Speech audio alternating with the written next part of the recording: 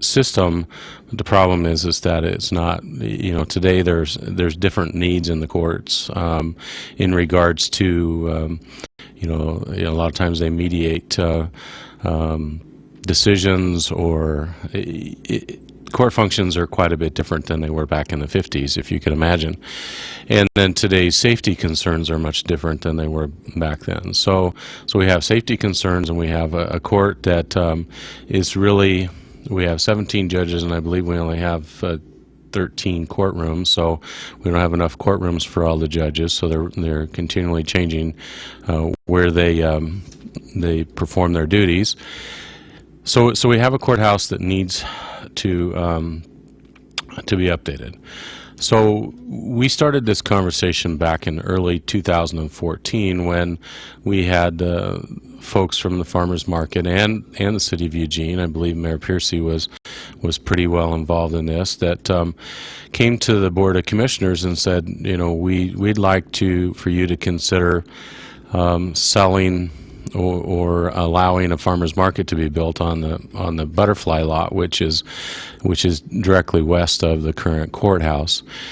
And it had always been interpreted that was a potential future site for a courthouse improvement. And so we the board said we wanted to entertain this potential of accommodating the farmers market, but we also need to understand what our courthouse needs are for today. So we, under Mr. Mokrahysky, we engaged in a feasibility study, essentially done by the National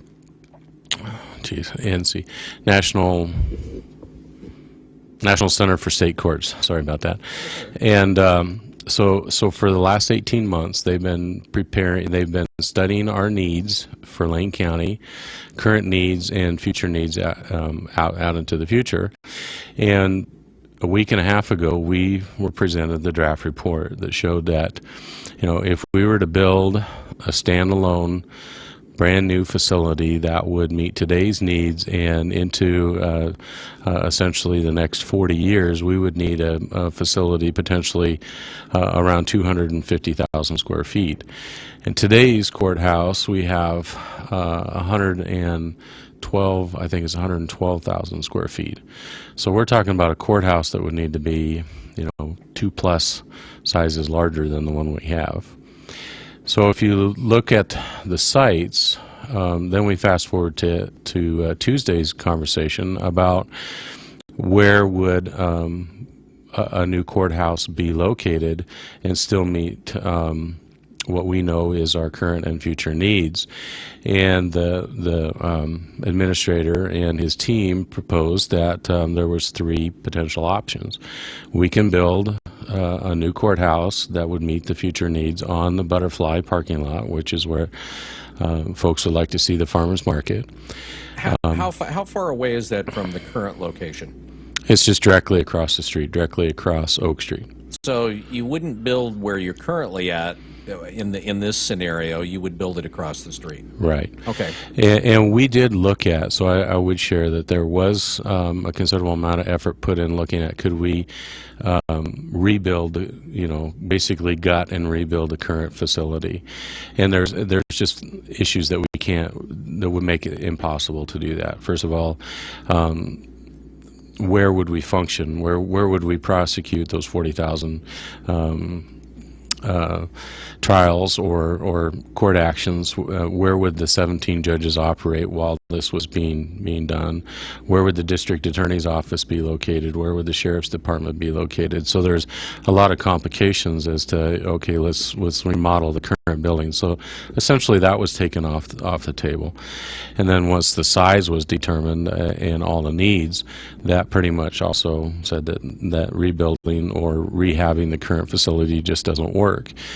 So if we were to consider the Oak Street site, it's possible that we wouldn't need to locate everything into a standalone building. So So because it's close enough to the current courthouse and the current building, there could be connections created between the two buildings that would allow the district attorney, the sheriff's department, and some of the services to stay in the current building while the courts would move to the new location. So in other words, you'd have like a sky bridge or something. Some sort of a connection, correct? So the Oak Street place that's the butterfly lot. Right? That's the butterfly. Okay. So that's a feasible site that would work. Then we looked at an option 2, which was something that I think we all recognize that it's incredibly challenging because it would require the city to say, hey, we want to look at this and potentially change directions, which they're very close if they haven't already in their mind decided what they're going to do with their city hall. That would suggest that potentially the city hall building would be located at the butterfly lot along with a combined farmers market.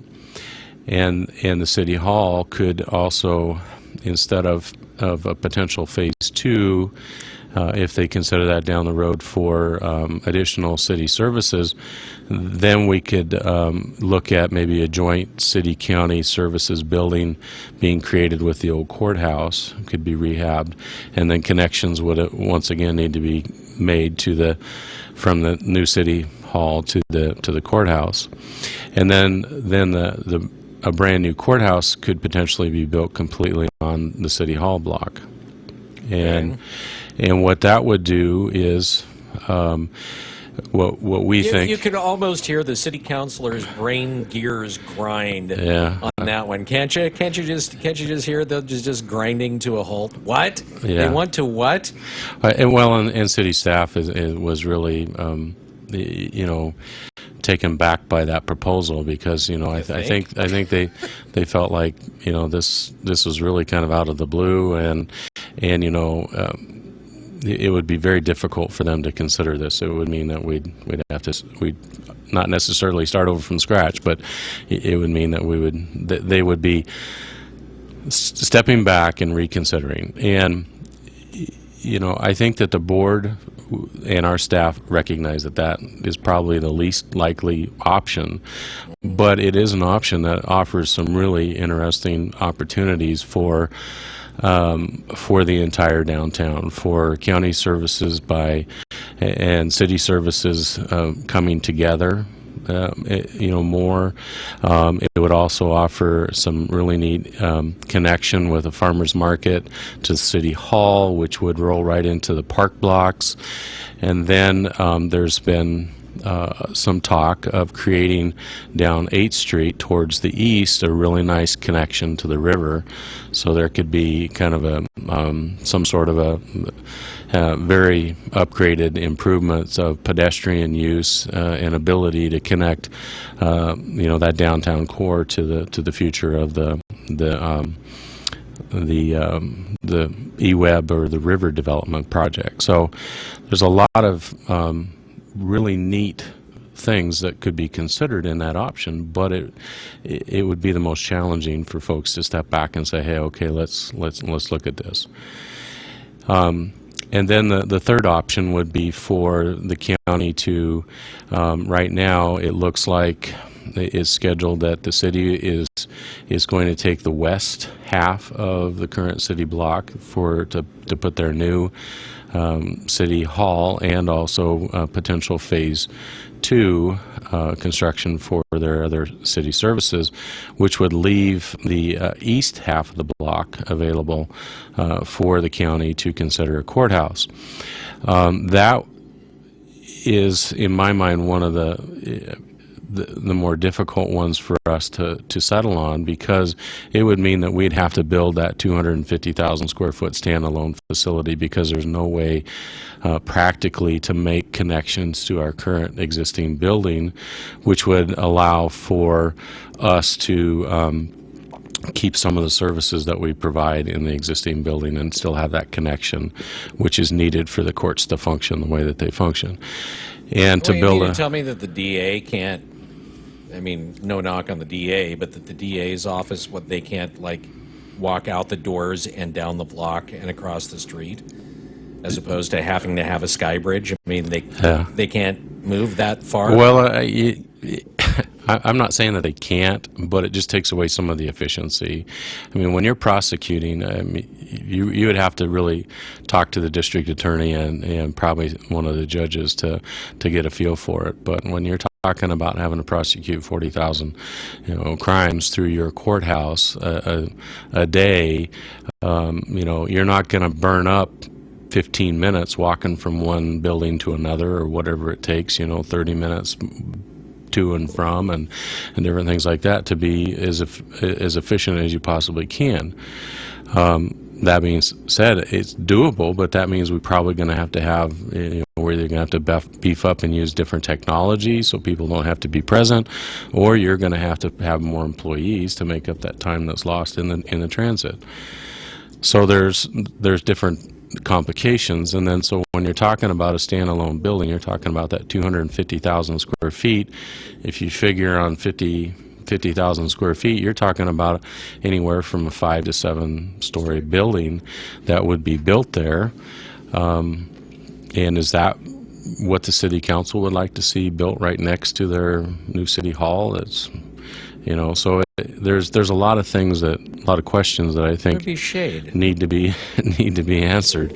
And so ultimately what the board direction is that they directed our staff to try to share this information with the city administration and see if there's any way possible to have a joint elected officials meeting to present this information and have a dialogue with the elected officials to see, are you willing to take a look at options?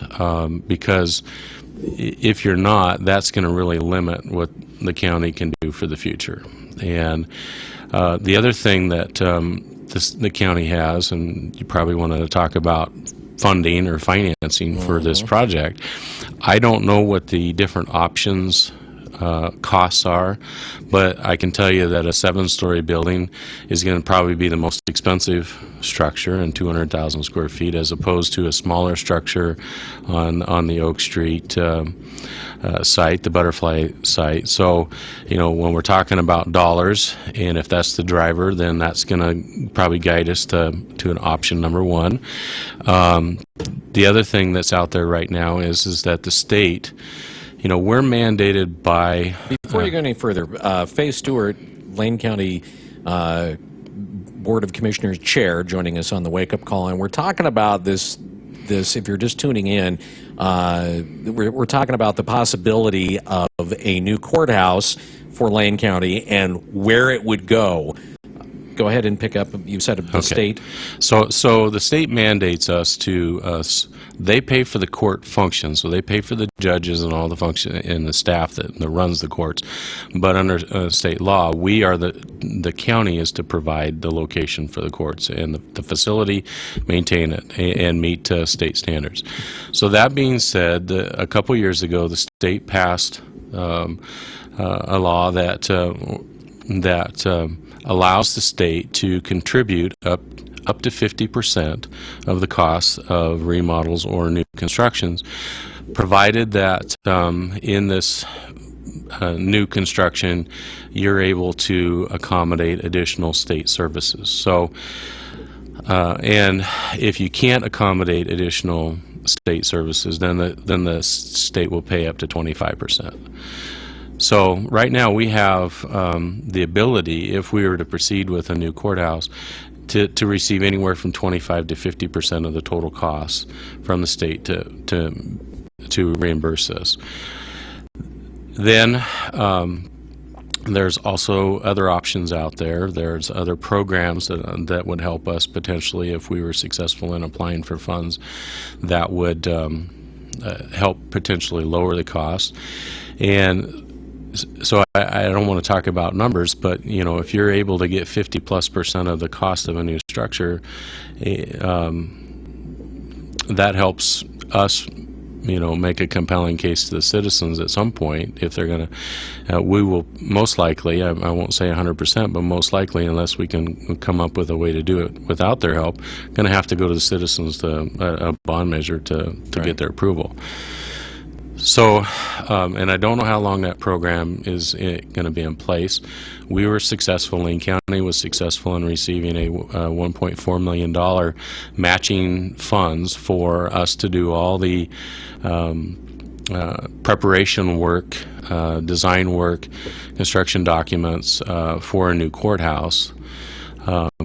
Right now, this last legislative session was approved, so we have the resources to do all the work to design and be shovel ready. My understanding, and it also kind of cues us to be in play for a potential new courthouse funding. All right, we're going to have to take a short break here, and we'll follow up on the other side here on News Radio 1120 KPNW. Michelob Ultra is more than a superior light beer. It's taking in all life has to offer, like catching a wave or biking a long trail. And when you're done, you reach for a cold Michelob Ultra. Fewer carbs, fewer calories, more to look forward to. Michelob Ultra. Long live the ultra life. Enjoy responsibly. Michelob Ultra Light Beer, 95 calories, 2.6 carbs, 0.6 grams protein, and 0 grams fat per 12-ounce serving. Anheuser-Busch, St. Louis, Missouri. You know, my dad always told me, be proud of where you're from. So when it was time to start my business, I looked no further than right here, in the town where I grew up. EugeneHelpWanted.com helps local businesses by helping them find their next great employee. I mean, the people who live here, they're my neighbors. I know them. I trust them. At EugeneHelpWanted.com, it's easier than ever to post your job and start getting applicants instantly. You know, without my hometown, my business just wouldn't be the same. And I think it works both ways. EugeneHelpWanted.com. Local jobs that work. If you want to be successful at your job, you have to have an advantage. At EugeneHelpWanted.com, our advantage is the hometown advantage. The advantage local people have when they work where they live. Nobody connects them with local hometown employers better than we do. And nobody has a better selection of local job openings either. Jobs with that hometown advantage. Apply online today and put it to work for you. EugeneHelpWanted.com. Local jobs that work. For the all-new John Deere riding mowers, tractors, and side-by-sides, think Ramsey Waite. Make tracks to Ramsey Waite for John Deere lawn tractors and zero-turn mowers. There's nothing like a John Deere Gator utility vehicle. From hardworking and trail-ready to the ultimate in work capability. Get into a Gator now at Ramsey Waite. Don't just dream about it, wait for it. Ramsey Waite. Open Monday through Saturday. Franklin Boulevard, Glenwood. Online at RamseyWaite.com. Fire, ice, hot, cold, why compromise your home comfort? Resolve your heating and cooling issues by contacting Pacific Air Comfort, your local Carrier factory authorized dealer. Turn to the experts to listen to your concerns and analyze why you are uncomfortable in your own home. Their professional staff will explain their good, better, and best solutions, allowing you a solution with quality Carrier products fitting within your budget. Pacific Air Comfort, quality system design, quality Carrier equipment, quality installation, and outstanding 24/7 service and repairs. Visit PacificAirComfort.com. That's PacificAirComfort.com. Or call 541-342-5300. That's 541-342-5300 to receive Pacific Air Comfort's award-winning service today.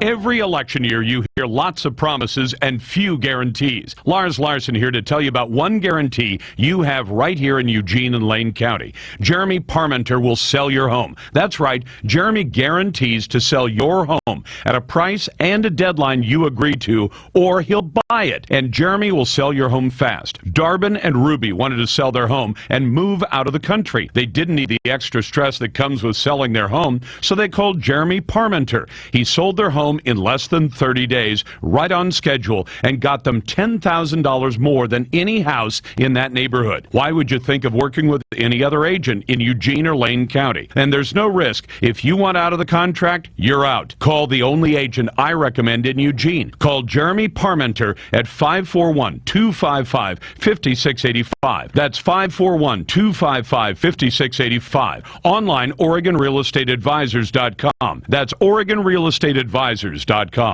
Your community, the mom of two young kids. I can't imagine. your show, People are, I think right now, the most important issue. your station. People are not going to do their own research and figure it out.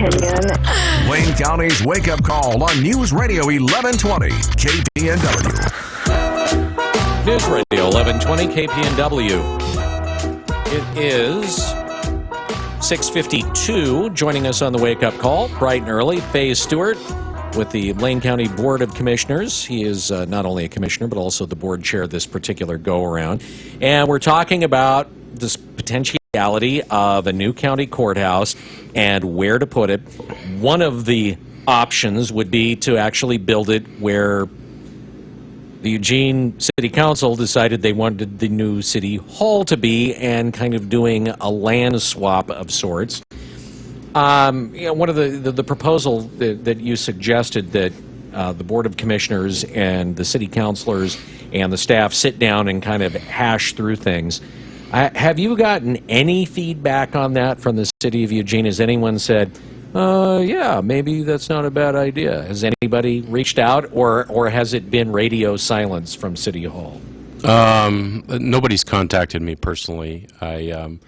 I do know that the Administrator Mokerheisky made an immediate call after our board meeting to the city manager and shared the information. Of course, we did have the assistant city manager in the meeting, so she, Sarah Maderi, she got to hear the whole conversation. And so, but I have not personally heard from an elected official or city staff. It is my intent today to reach out and talk to as many city councilors as I possibly can to say, hey, this is what we talked about. We understand that your process is way ahead of the county process, and if there's any way possible to just have a joint meeting to talk about it, not necessarily reverse the direction or anything, but to share the information that we have so that you understand what our challenges are and what we think are some of the possibilities,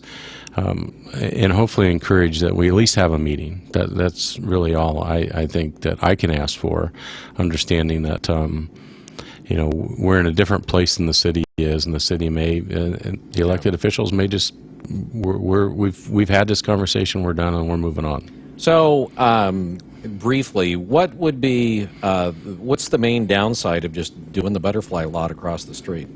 Well, the biggest downside would be that we have a group of individuals, the farmers market, that really would like to see that site be committed to a year-round farmers market, something that can probably have a structure there that can offer year-round service and really increase their presence downtown and more of a destination for citizens to come downtown.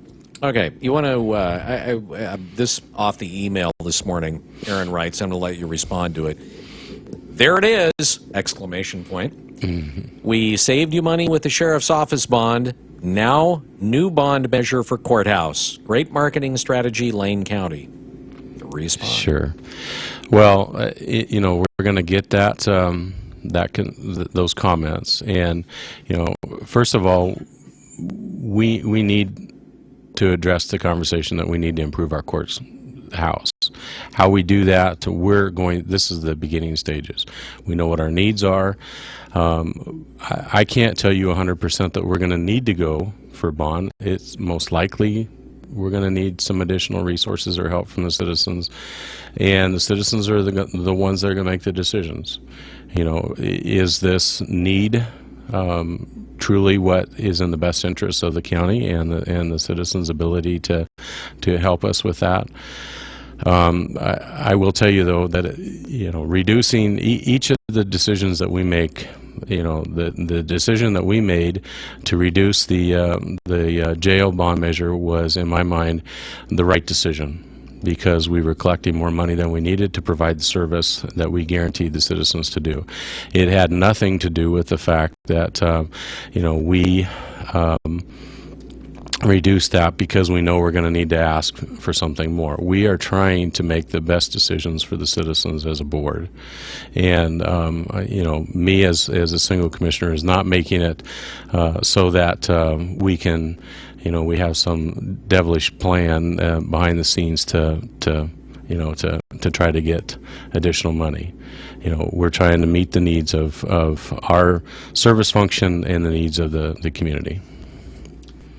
So, that said, folks want more information or any of these reports, and we're going to do this briefly, any of those reports online or anything like that? Yes, everything that we've seen is online at lanecounty.org. If you go there and you go to the meeting agendas, so if you go to the last 2-week meeting agendas, you'll be able to access the National Center for State Courts report, which is about 120 plus pages, and then there was, I believe, about a 10 or 12 page document that was this last week's. All right. Faye Stewart, the chair of the Lane County Board of Commissioners, joining us on the Wake Up Call this morning. Thanks for coming in this morning. We appreciate it. I bet you. Thank you. All right. You take care. Again, you can go to the Lane County website and find out that information. It is 6:58. It's News Radio 1120 KPNW. Oregon veterans have put a lot on the line for us. Many sacrificed their lives and their bodies. The Oregon Paralyzed Veterans of America assists paralyzed and mobility-challenged vets making accessibility improvements to their homes, working with the VA, offering sports and recreation activities from hunting to basketball, and a host of other services. OPVA's board is made up of paralyzed vets who get it. If you're a paralyzed or mobility-impaired vet, call them at 503-362-7998 or visit OregonPVA.org.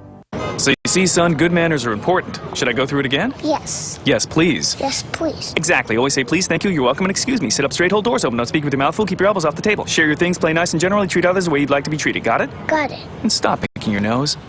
Most parenting is hard to do in just 2 minutes. But 2 minutes twice a day making sure they brush their teeth is easier, and it could help save them from a lifetime of tooth pain. Visit 2min2x.org to find out more. A message from the Partnership for Healthy Mouths, Healthy Lives, and the Ad Council. Adapt your home and community to wildfires and keep this from turning into this. Learn to protect your home and community. Visit fireadapted.org to get started. A public service message brought to you by the U.S. Forest Service and the Ad Council. News Radio 1120 KPNW, Eugene, Springfield, USA.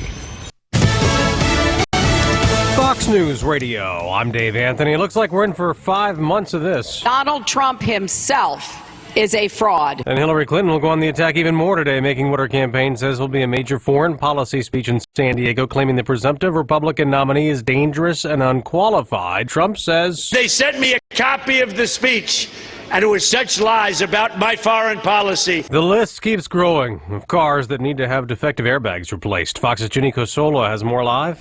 Dave, nearly 4.5 million more cars, trucks, and SUVs are being recalled in a new expansion of the Takata airbag safety campaign. Among the 2005 to 2011 models involved from various automakers, Chevy Silverados, Tahoe Suburbans, Cadillac Escalades, Ford Mustangs, Lincoln Zephyrs, and many others, the recall is being prioritized in states with hot and humid climates where a failure is more likely. Dave? Ginny, there's sadness on the UCLA campus where classes will resume the morning after a professor was murdered in the engineering building. The professor was William Klug, a very well-liked, beloved professor here, a father of 2 young boys who went to Dodgers games and coached baseball in nearby El Segundo, California, which is where he lived. Fox's Adam Housley at UCLA says the shooter who killed himself has been ID'd as Minex Sarkar. It seems as if the suspect was at one point a PhD student with him and was disgruntled. There have been some rambling posts online, some rambling blogs by the suspect that have been since taken down about the professor that didn't make much sense. A fire still burns at a house in Fremont, California. Inside is a man who's been in a standoff with police since late last night, accused of shooting 2 officers. He hasn't made any sort of demands, but he has let officers know that he is armed and he's willing to go the long haul for this. So far, he is just refusing to come out. Janine De La Vega with Fox 2 TV. One of the 2 shot cops is in critical condition. Fox News Radio, fair and balanced.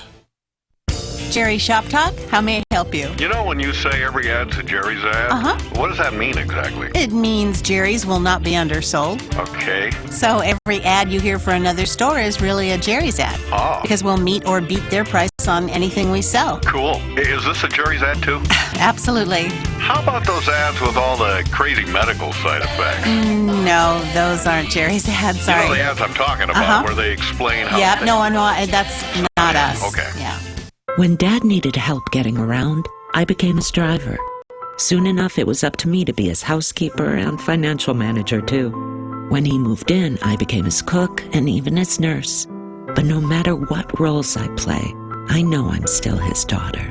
We understand the roles you play. So to help, we created aarp.org/caregiving, where you can connect with experts and other caregivers. Visit aarp.org/caregiving. Brought to you by AARP and the Ad Council.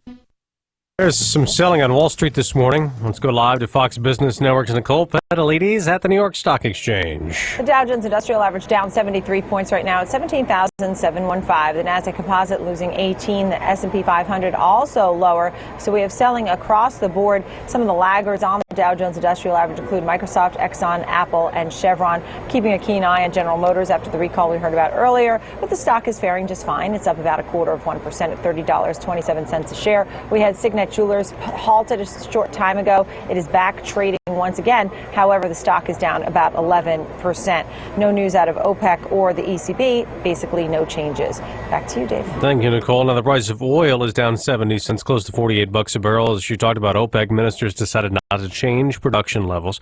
Gas is a little pricier today. AAA's national average has risen a fraction to almost $2.33 a gallon.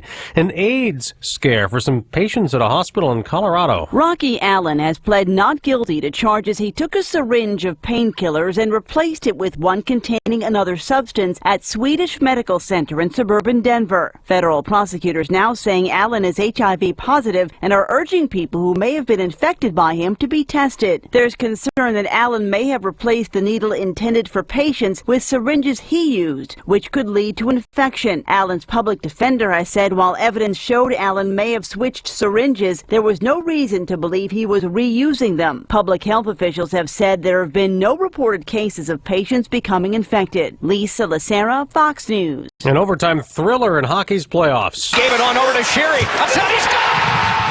Connor Sheary netted the game winner for the Penguins in overtime on NBCSN after the Sharks had scored late in the third period to tie it. Pittsburgh now leads San Jose 2-0 in the Stanley Cup Final. I'm Dave Anthony, Fox News Radio.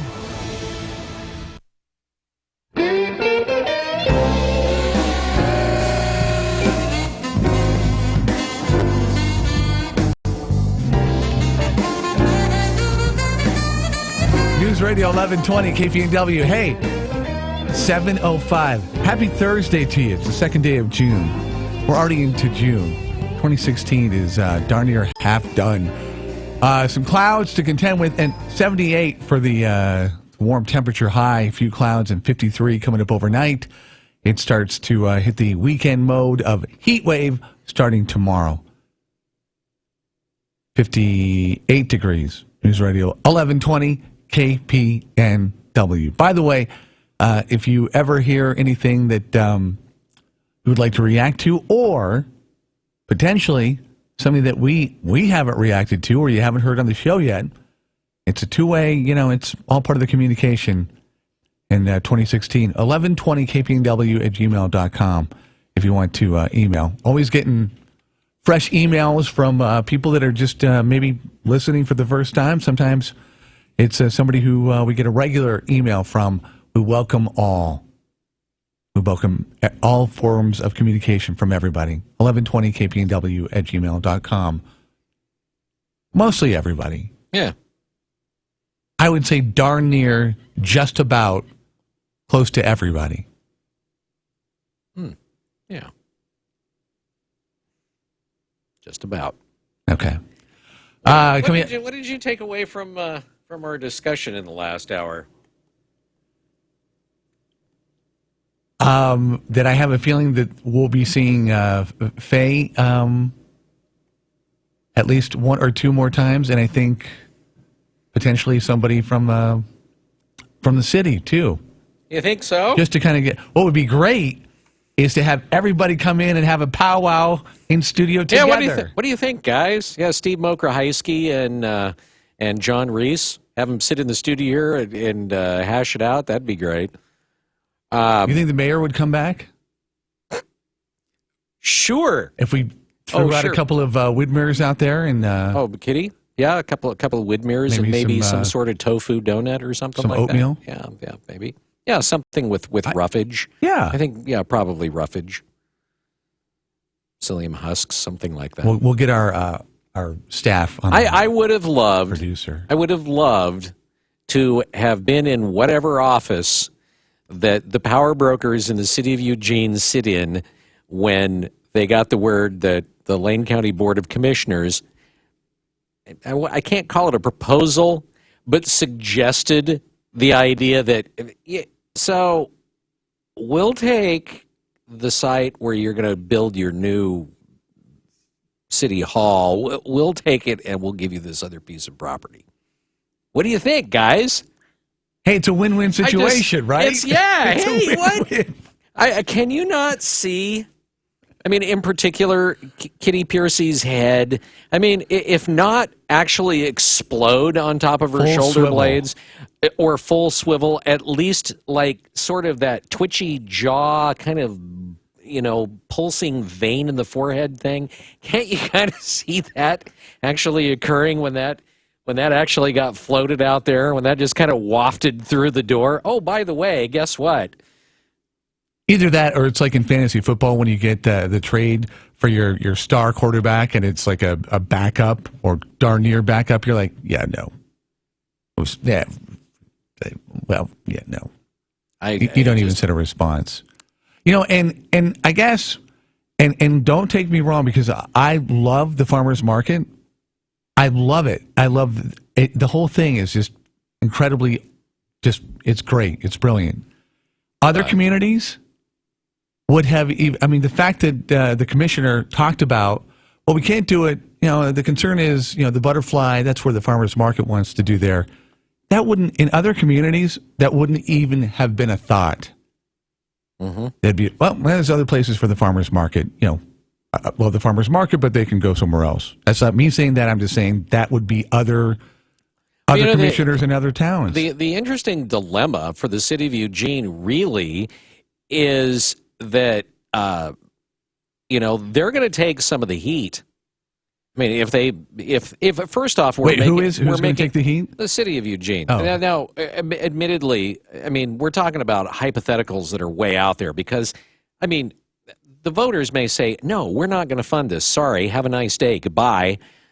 Make do with what you got. But if, for instance, the county is going to build something on the butterfly lot and hence, this desired space for the farmer's market goes away, at least the county has some deniability where they can go, look, we made the offer to the city of Eugene and this could have been yours, but they're the ones that kind of, and so it's interesting because it puts the city of Eugene and its leaders in kind of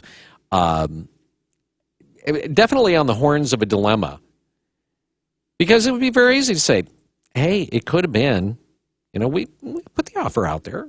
It could have been, but you can see where it's fully within the county's purview. It's like, this is going to be the cheapest, most cost-effective place for us to put it. Is going to be right here across the street. Sorry, but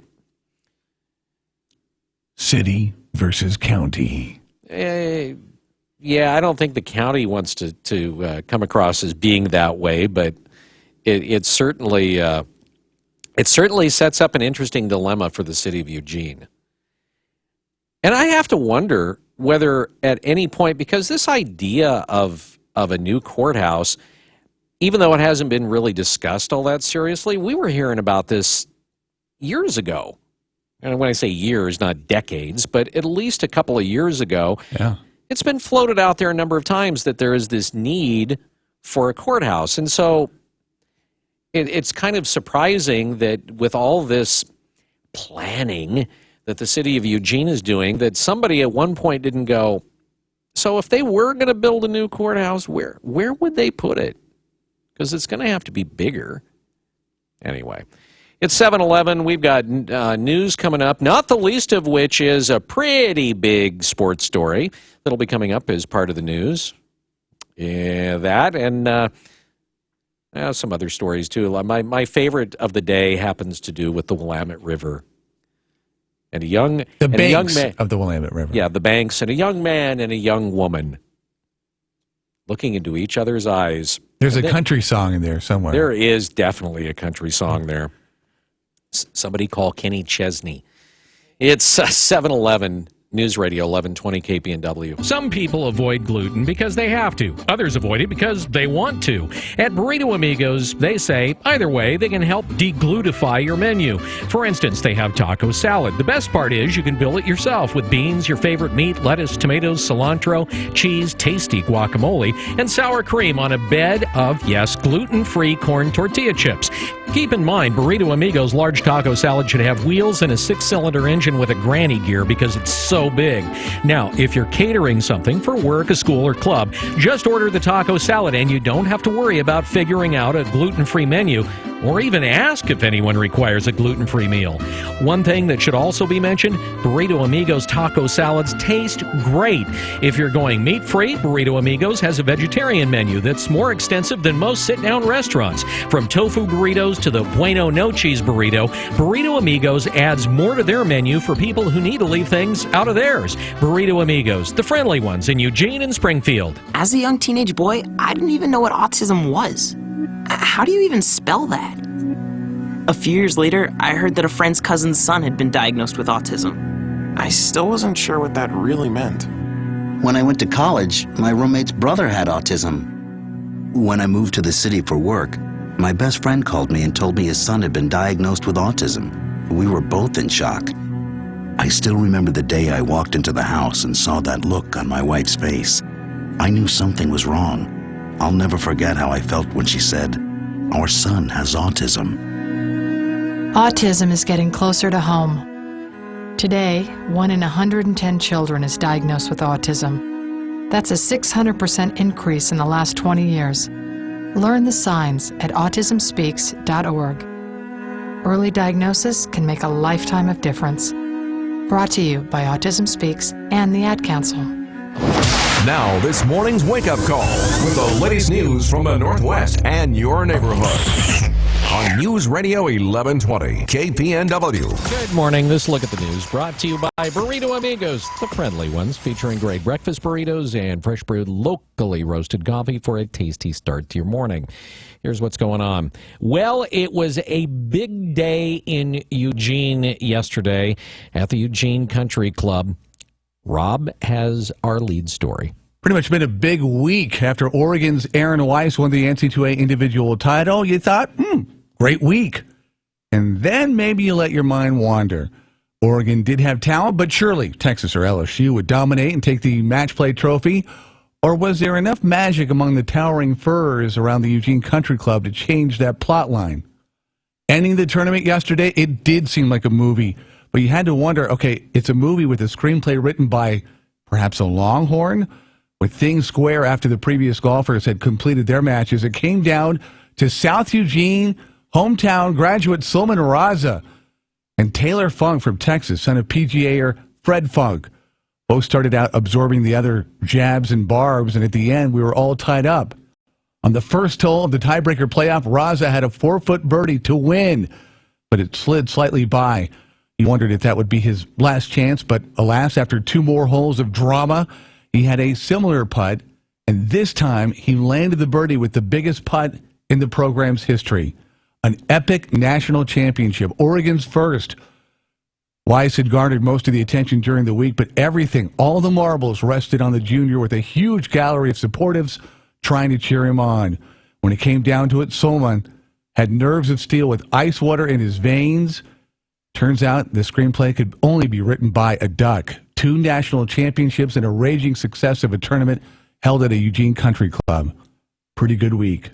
Bill, back to you.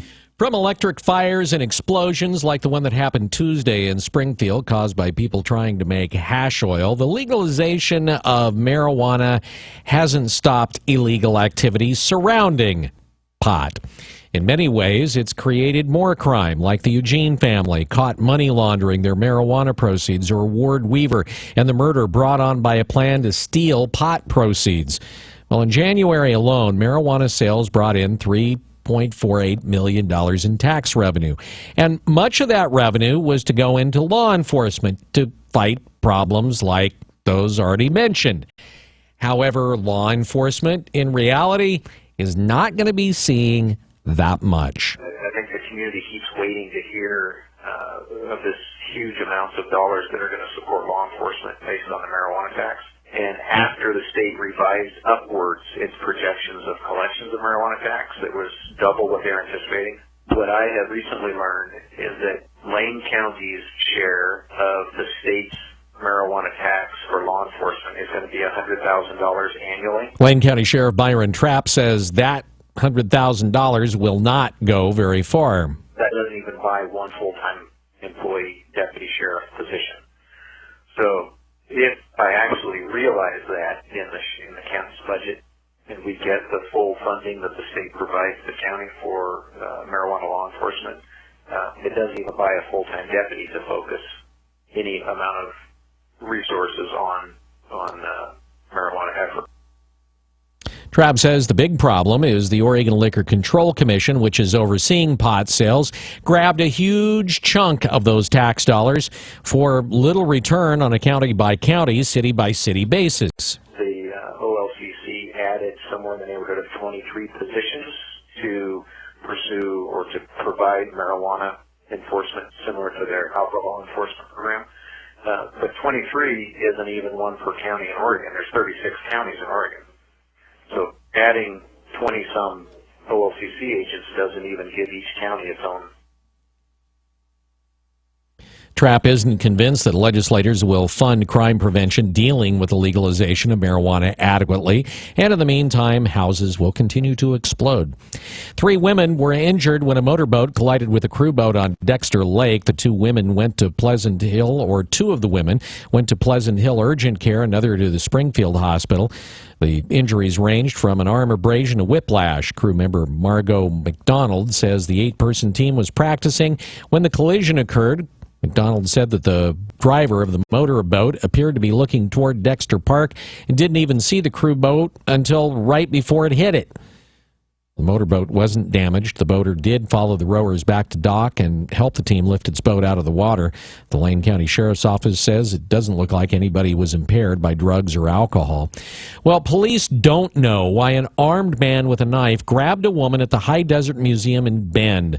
Brad Ford reports an Oregon State trooper ended up shooting and killing the suspect. Deschutes County District Attorney John Hummel says 36-year-old Nicholas Berger, who stands 6'6", seemed to be browsing in the gift shop when he grabbed a woman and started dragging her around. The grabbing around the neck, it was a violent grab. Berger was armed with a knife and told the woman he was going to kill her. She fought to get away, and others in the building tried to help. She believed, and I believe as well, that if Mr. Berger got her out of that building, she would not be with us today. An Oregon State Police trooper arrived within minutes. The victim had gotten away from Berger. The trooper used a taser and then fired 3 shots, killing him. Hummel says Berger didn't know the victim, and they don't know why he attacked her. An autopsy is being performed, but toxicology tests normally take several weeks to complete. I'm Brad Ford, KPNW. Well, as a member of the Wake Up Call, I'd like to cordially welcome DMV to the 21st century. Oregon DMV offices are going to begin accepting debit and credit card payments during the next 4 months after a pilot project in May, according to the agency. Yeah, they needed a pilot project to figure out whether debit and credit cards would work.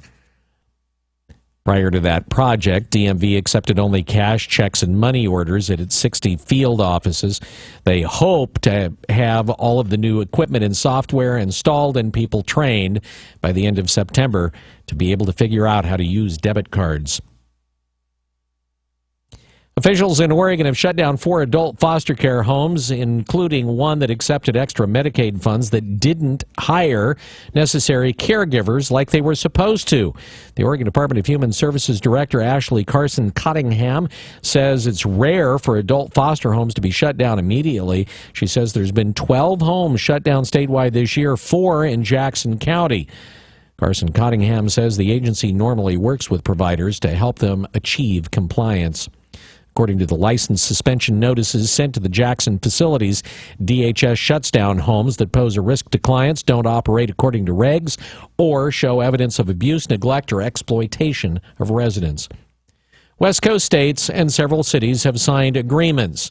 They say they'll reduce greenhouse gases, Brad Ford reports. Leaders in Oregon, Washington, California, and British Columbia are taking action to reduce pollution as a result of the Paris Accord on climate change. The governors of the three states, several mayors, and British Columbia signed the agreement. It requires better reporting on energy use by large buildings. It increases zero-emission vehicle use with a charging network along the Pacific coast. It accelerates local renewable energy projects and reduces carbon emissions from food waste with better composting programs. I'm Brad Ford, KPNW. Okay, and our final story this morning is not probably one of those family stories that you'll hear that'll be told every year at the Thanksgiving table. And if it were, it would go something like this. Hey, remember when you were having sex on the bank of the river with that guy and someone called the cops and then search and rescue showed up because Alyssa Daniel Goldstrand would be that family member sitting at the end of the holiday table with her head in her hands. She and a man, yet unidentified, were allegedly having sex on the bank of the Willamette River near the Knickerbocker Bike Bridge. Well, a nearby resident on Franklin saw the couple and said, not in my neighborhood, no sir. They called Eugene police. So Eugene police arrived. That's when the man jumped into the water trying to flail away. And flail he did, to the point where authorities decided to call rescue to get him out of the water. He eventually made it to the opposite shore and ran away. Goldstrand, on the other hand, remained on the other bank to be cited by police. No word on whether the guy had his pants. It's 7:23, News Radio 1120 KPNW. Wake Up Call Sports on News Radio 1120 KPNW. So more about the pair of national championships. Aaron Weiss joins an exclusive distinction. He's the only player to win the individual and the team championship on his home course since Ohio State's John Lorms did so back in 1945. Team title made, a couple of gaffes made by NBC at the end of the broadcast, insignificant. Before the match was over, a graphic declared Texas national champs, and then their analysts went to interview Salman at the end, only to realize it was a Salman lookalike. They'll know who he is now. Fair saying again, the Oregon men's golf team, national champs. To Oregon football, some of the TV schedule has been released. The opener against UC Davis will kick off at 2 and be televised on the Pac-12 networks. September 10th, the Ducks will square off with Virginia. October 21st at Cal. Both games will be at 7:30 and air on ESPN. More times and networks to follow. There was a soccer game last night. Portland Timbers narrowly defeated the San Jose Earthquakes 1-0. Pretty impressive, with midfielder Darlington Nagbe off with the national team, and the fact that they were down a man in the second half when Dairon Asprilla was sent off in the first half. Former Oregon coach and current head coach with the 49ers, Chip Kelly, has been ranked as the 11th best coach in the NFL. Kelly went 26-21 in almost 3 seasons with the Eagles. And it's a game 1 of the NBA championship tonight. Golden State and Cleveland. LeBron trying to secure a championship for Cleveland and the drought. Steph Curry trying to, tie a ribbon on the already monster season. Anderson Varejao guaranteed to get a ring no matter who wins. He started the year with Cleveland, got traded to Golden State. Of course, he's hoping that Golden State is your champion.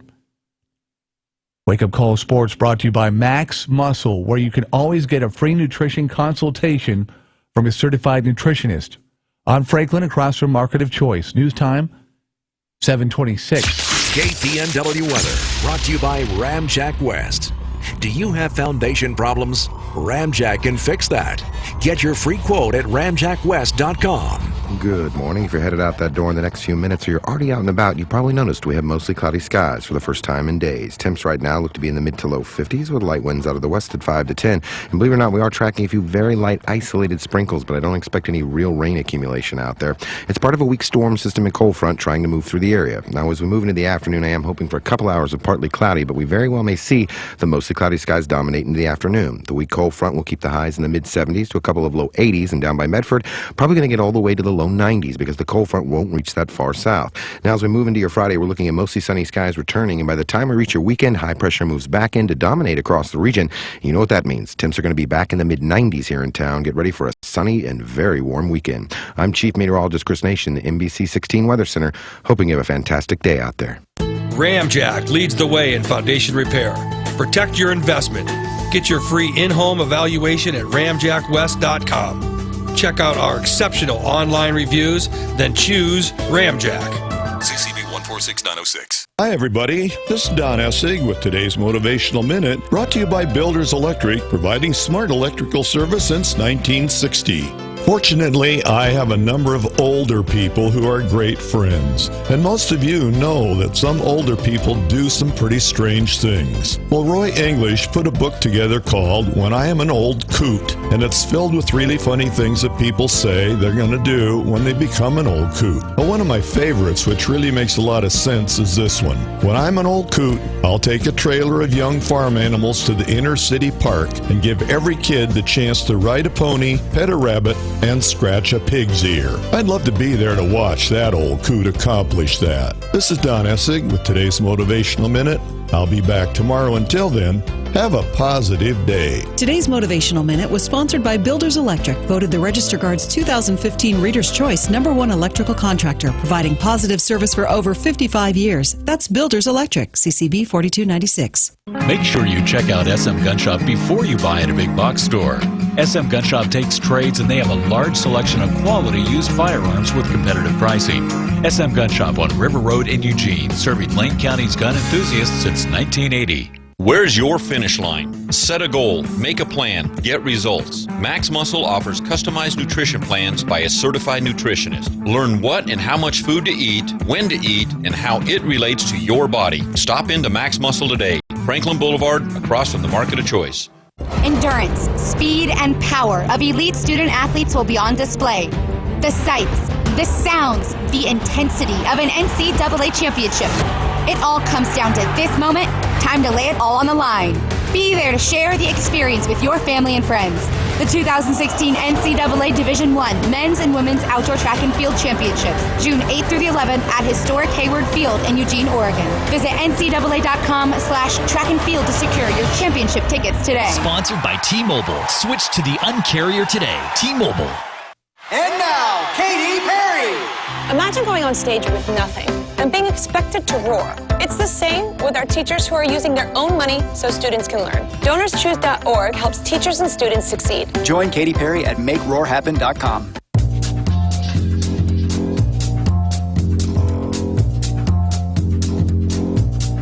You know, riverbanks, uncomfortable. Yep. Mattresses, comfortable. Because, you know, mattresses don't have rocks. And most of them, depending on where they're at and what kind of housekeeper you are, don't have bugs. Mostly, yeah, you're right. Yeah. Mattress price war is going on right now. It's ending Sunday, though, this weekend, so it's going to be very hot while everybody else is sweating. Go in there with your, cool, calm, collected self and maybe a significant other and get a cool deal, a hot deal on a mattress with, say, $400 on Beautyrest and Posturepedic mattress sets, or 3 years interest-free financing on Sleep Train's exclusive new Tempur HD models. You won't find them anywhere else. On approved credit with up to 36 equal monthly payments required. So head on in. And if you go to Sleep Train, you don't even need search and rescue. Seriously. Sleep Train, Albany, Corvallis, Eugene, and Springfield. And tell them your friends from the Wake Up Call sent you. I need to find a happy story right now. Holloway in London. You are a sad, strange little man, and you have my pity. Wayne County Tony's Wake Up Call on News Radio 1120 KPNW. By the way, here down there at the DMV City of Junction, they're getting this automatic door. You just walk up to it, you don't even have to push on it, and it just opens. If you're holding a grocery store, you got your bag of potatoes, it's handy for that. It'll help you. You don't even have to push it. What'll they think of next? That'd be awesome. Them putting, they're take your debit card now. Did you hear that, DMV? Take your debit. You got one of them debit cards? Let's go down to credit DMV. cards? They take credit cards? Is it the DMV? one with the? Do they take the chip now? I don't know. You know it's got a chip, right? Yeah. They take checks. I hear they even take chickens at times. You can do barter at the DMV. Serious. Go down with a sack of veggies, maybe a dead chicken. Oh, yeah, you get your license. I can't believe. How are they just getting around I know. 2016. Well, The fact that it makes a news story. I know. And what was the meeting like where somebody said, okay, I know this is going to be totally out of the box. Debit cards. Oh. Whoa. Well, we need to do a pilot program. See if those debit things and those credit cards of which you speak will actually work. I don't know. God. Welcome to Oregon. Things do look different here. They really do. I like the fact that they're making sure that their folks are trained and up to speed, so everybody can, when they can all converge with their cards in their hand, they'll be ready for it. This gentleman has a debit card. What do I do? So, do you think that the guy that was on the beach with the girl that ran away, do you think they ever get a second date? Do you think he ever gets a second date out of this? Oh, yeah. What? They made the news. What? He's adventurous. No, he's not. He's adventurous. He's a coward. When I mean, hang out with him. I say she never gives that guy a second date. At least as a gentleman, you stay there and try to make some excuse for what was going on. Try to say, no, you know what? It was my idea. Just cite me for it. Don't cite her. I mean, as a gentleman, that's what you do. You don't just go, oh my God, the cops, and jump into the water and try to flail away while she's standing there. Well, as a gentleman, laying there. Wouldn't you scout out a better locale just to make sure that you're not? There is that as well. That you look around, at least take a cursory glance around and go, could we be seen? Do you think anybody would see us from here? Nah, we're good. Okay, did I miss the part of the story where it was a first or second or third date? I don't know whether it was a first, second, or third. I don't think there's a follow-up after that. Well, I mean, if they're committed and this is, a regular thing. If you're committed, okay, ma'am, I'm just telling you, young lady, I'm just saying, if you were committed, this is an indication of his commitment. Okay, this is how... See ya. Yeah. Yeah. KPNW, good morning. Good morning, guys. You guys are great this morning. You're killing me. I just need to know the name of that girl's name because if she can't find that guy, I'm willing to give her a date. and I've got some great swimming shorts, or not. Okay. I didn't realize now that it's actually turned into some sort of date thing where we're not. Okay, give it up on the old boyfriend. We're going to find you your next date. Thanks, guys. Hey, by the way, I want to let you guys know. Thank you for the cure. It was an awesome show. Yeah. All right. We were supposed to get our review on Tuesday. Yeah, I couldn't do it because I had to work early, but I'm off today. So, but it was an excellent concert, and Robert Smith hasn't missed. I was just going to ask you, how does Robert sound in? He sound, you think I haven't seen him since '92, and you think the songs would get slower or the guitar would get slower. I don't know if it's technology, but he didn't miss a beat at all. The only thing I have to say is I was there at '92. That makes it 24 years. he still can't comb his hair. But that's his thing, though. That's part of his gimmick. Yeah, of course. Yeah. But okay, but yeah, hey, just if you get some digits on that girl, man, just let her know. 12 at 15 is ready to date. All right, Frank, you're too much. Thanks, guys. Appreciate it. Take care, buddy. Well, there you go. You know what? I bet he's not alone. I bet there's some other folk that would be, so she likes. Uh-oh. Okay. Says Steve. Your impression of people from JC is inaccurate and insulting. Living out in the country doesn't make one ignorant. In fact, moving there was one of the most intelligent things I've done after growing up in the People's Public of Eugene. Steven from Junction City. All right. Hopefully you feel better. You learned your lesson. You're the one that started it. I couldn't think of I know there's a DMV. I think there's one in Cottage Grove. I could have gone Cottage Grove. And let's offend the people in Cottage Grove. Well, I was just trying to think. Actually, okay, so, Stephen. I love Junction City. Okay, Stephen, just so you know. It's a great community. Just so you know, we were actually poking fun at DMV. It wasn't Junction City. It was DMV. That's who we were really poking could have been fun anywhere. At. Yeah. I didn't know Pleasant Hill had an urgent care. I learned another thing So today. there's something that you learned. Hey, we're next time we stick to Eastern Oregon towns, like Paisley. That are out of the Paisley. listening area. Silver Lake. All right, talking to an ex-DEA agent next on 1120 KPNW, News Time 738. The Bloomberg Market Report, sponsored by Pacific Continental Bank, serving your business and community in Eugene for over 40 years. This is a Bloomberg Market Minute. Stocks are retreating. The Dow down 55 points, the Nasdaq down 13, and the S&P off 7 points, with crude oil futures falling about 1.5% after OPEC members meeting in Vienna failed to agree to limit output. There's plenty of jobs news ahead of the Labor Department's May jobs report tomorrow. HR firm Challenger Gray & Christmas says announced job cuts fell in May by 26% compared to a year ago.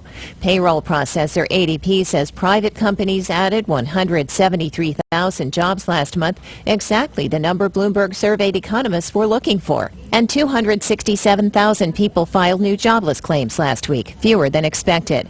Yum Brands KFC and Dunkin' Donuts are trying to get some of Starbucks' business in China. Bloomberg Intelligence says KFC is putting premium coffee in stores and touting its cheaper price, and Dunkin' plans to open 1,400 stores in China over 20 years. I'm Adrienne Mitchell, Bloomberg Radio. Pacific Continental Bank is proud to call the Eugene-Springfield area home for more than 40 years. As your local banker, partner, and neighbor, we are committed to the health and sustainability of your business and our community. We know it takes more than a loan or deposit to help you succeed. It takes people who know you, your business, and your community. Who says we can't be more than a bank?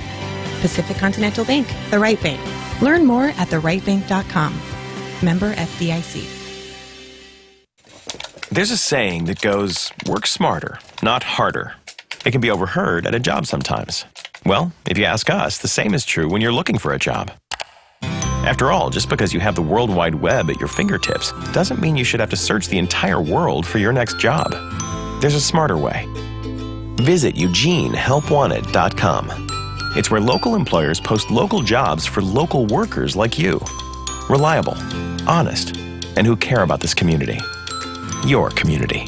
It's what we like to call the hometown advantage. And it's proof that you don't have to go far to go far. Your next job is right around the corner, so go ahead. Search jobs and apply online right now. Because nobody connects you with local hometown employers better than we do.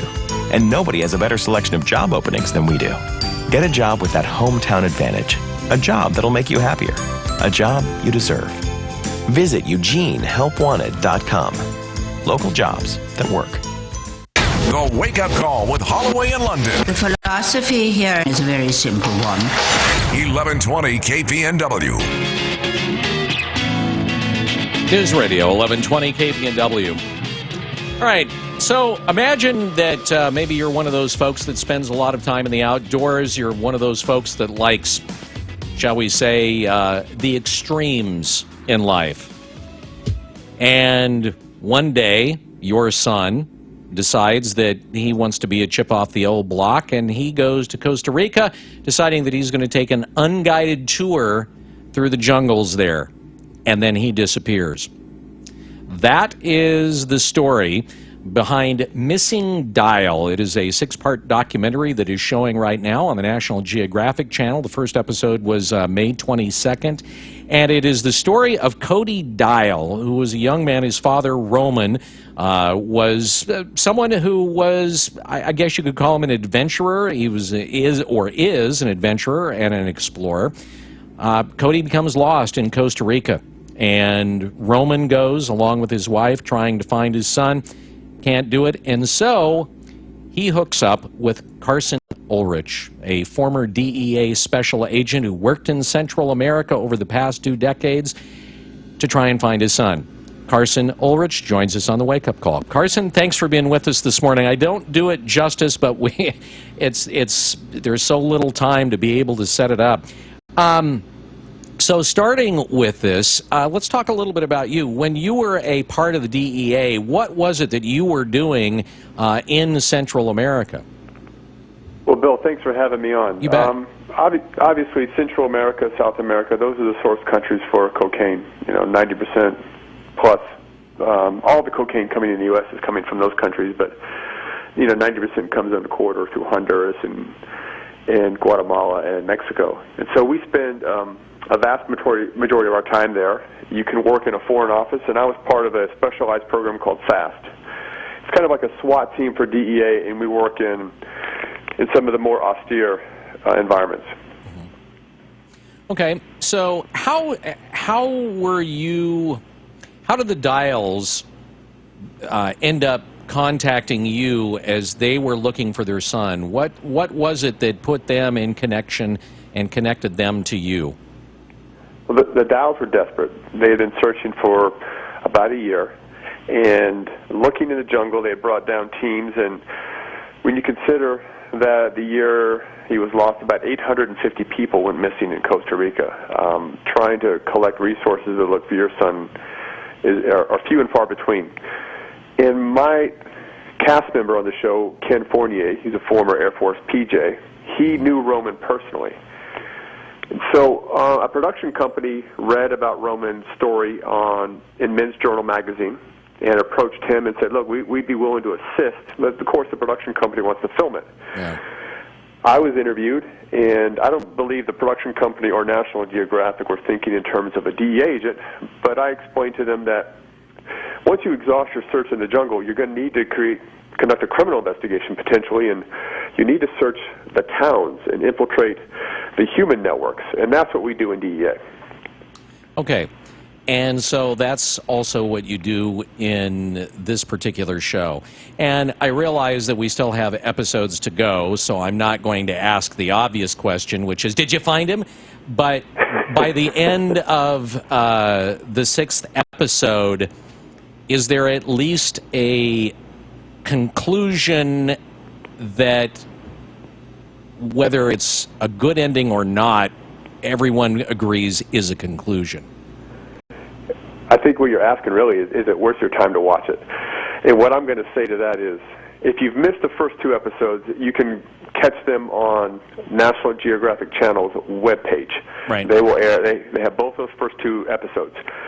It's about 1,000 hours of footage, and what National Geographic did was it was risk.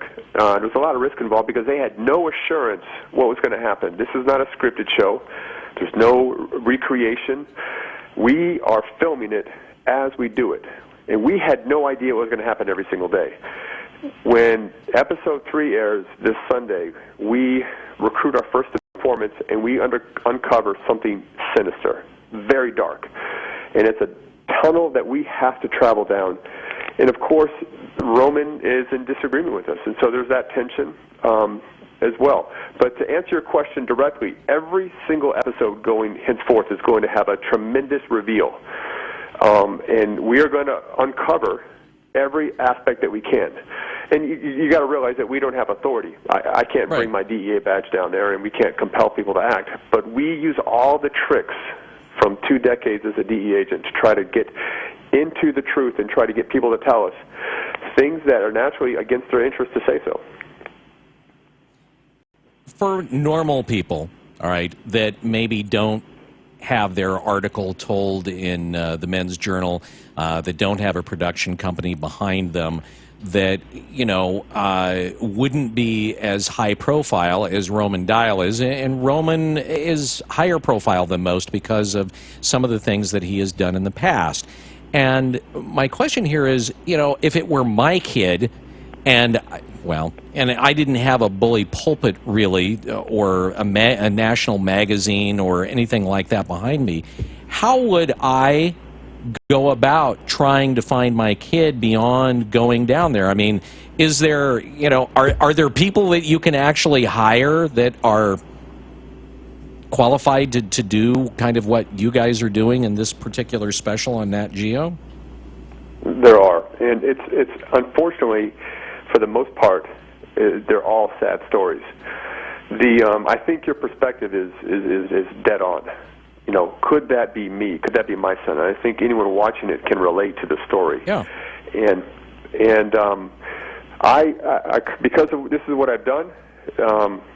Recently, I have families contacting me right now, and they're heart-wrenching stories of what has happened to their loved ones. And I do my best to guide them in the system. They can hire private investigators, but generally speaking, I would say very, very few actually find out what happened. Especially when there's an abduction or a murder or something along the lines where there's a kidnapping, but there's no request for a ransom. It's not the motivation in taking the person. Let's just talk about danger in general for an American going down to Costa Rica or anywhere in South America by themselves. Is there much of a danger, or maybe the question is more, how hazardous is it really? I think it's safe to travel alone, but I believe that everyone needs to realize that their safety and the outcome of their lives, that they are first and foremost responsible for it. They have to be polite. They have to make good judgments.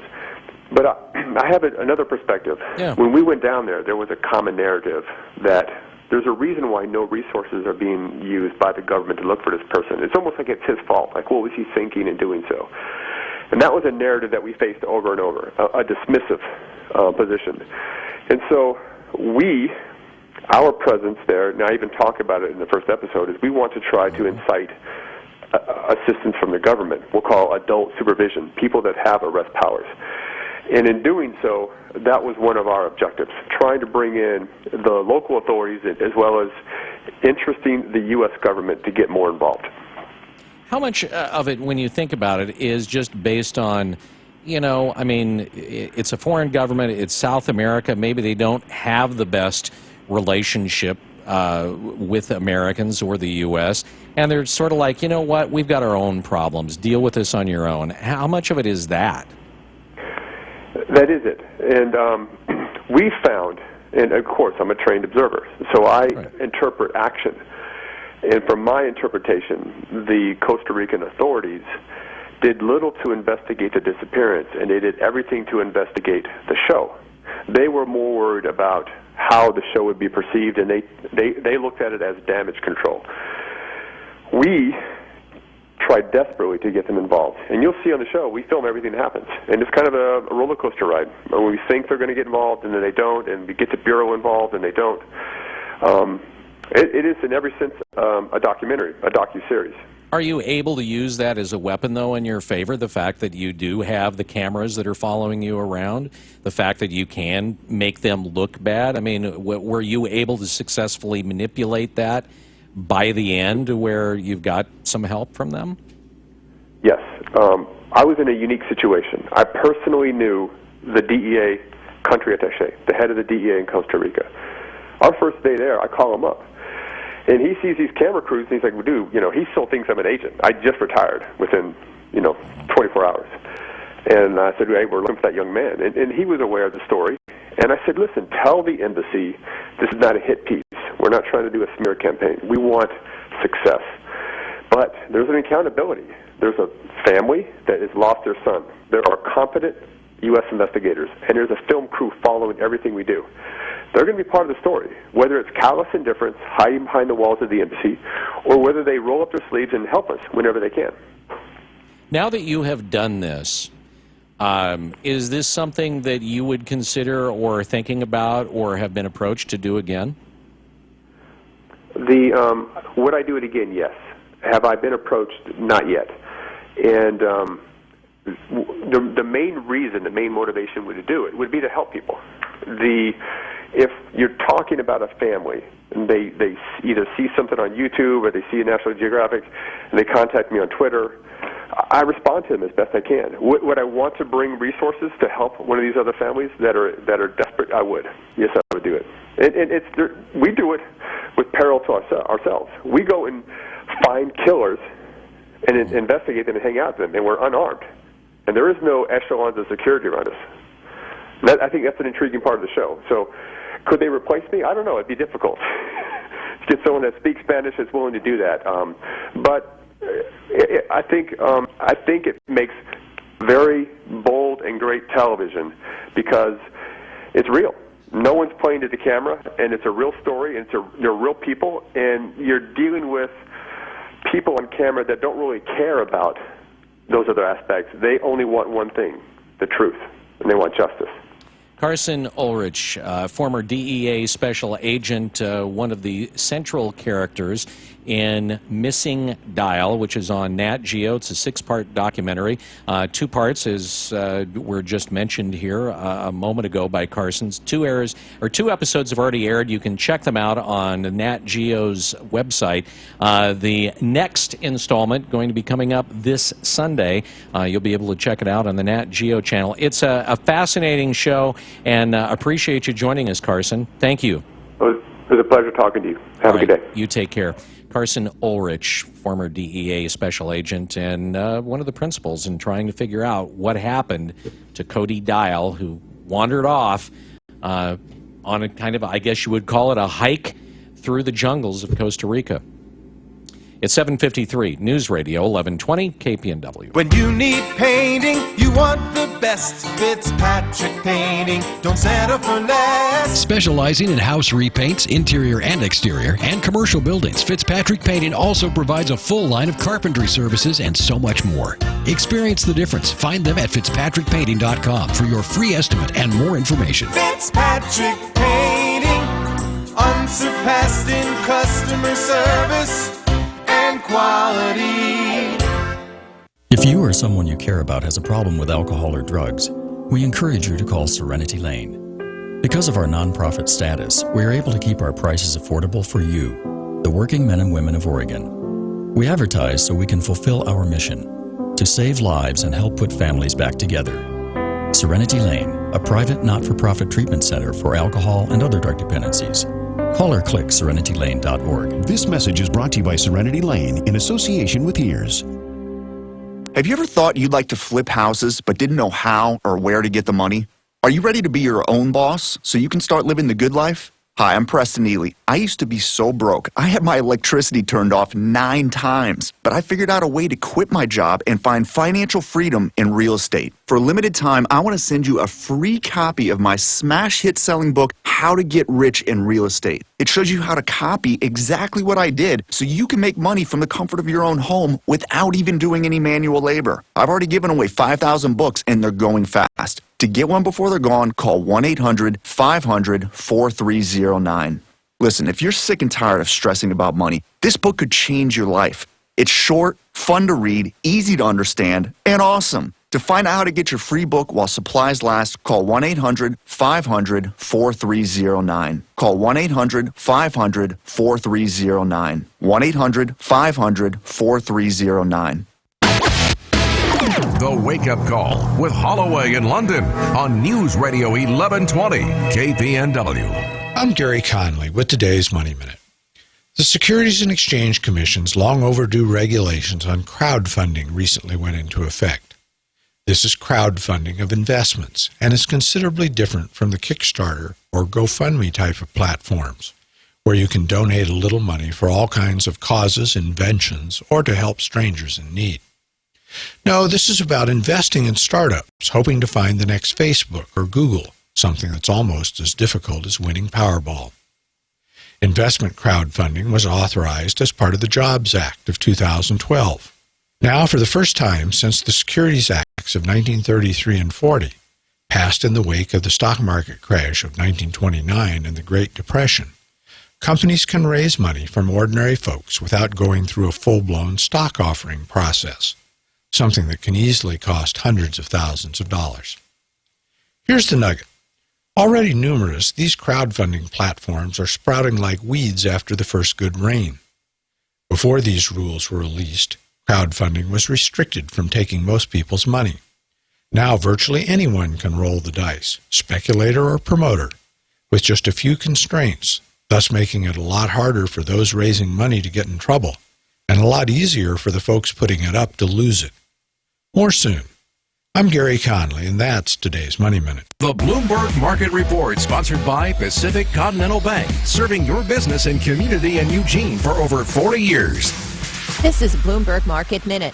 Stocks are drifting lower. The Dow down 27 points, the Nasdaq down 6, and the S&P down more than 4 as oil slides. Crude futures down nearly 2% to just over $48 a barrel after OPEC ministers meeting in Vienna failed to agree on production limits. Saudi Arabia wants the cartel to set a maximum output level, but Iran, just recently out from under sanctions, is trying to sell all the oil it can. TSA PreCheck is meant to shorten airport security lines, but fewer than 3 million people have enrolled, a lot fewer than expected. The U.S. Travel Association says the fee could be one big reason. It says only a fifth of 1,000 people surveyed say they're likely to enroll in PreCheck, and half of those who don't expect to join cite the $85 fee.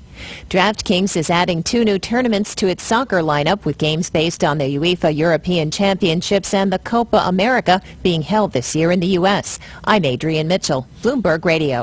Love new ways to communicate, like Twitter and Facebook and even YouTube. But I hate the idea of censorship, and all 3 companies just signed off on it. I'm Lars Larson with the Northwest Report's commentary in just a moment.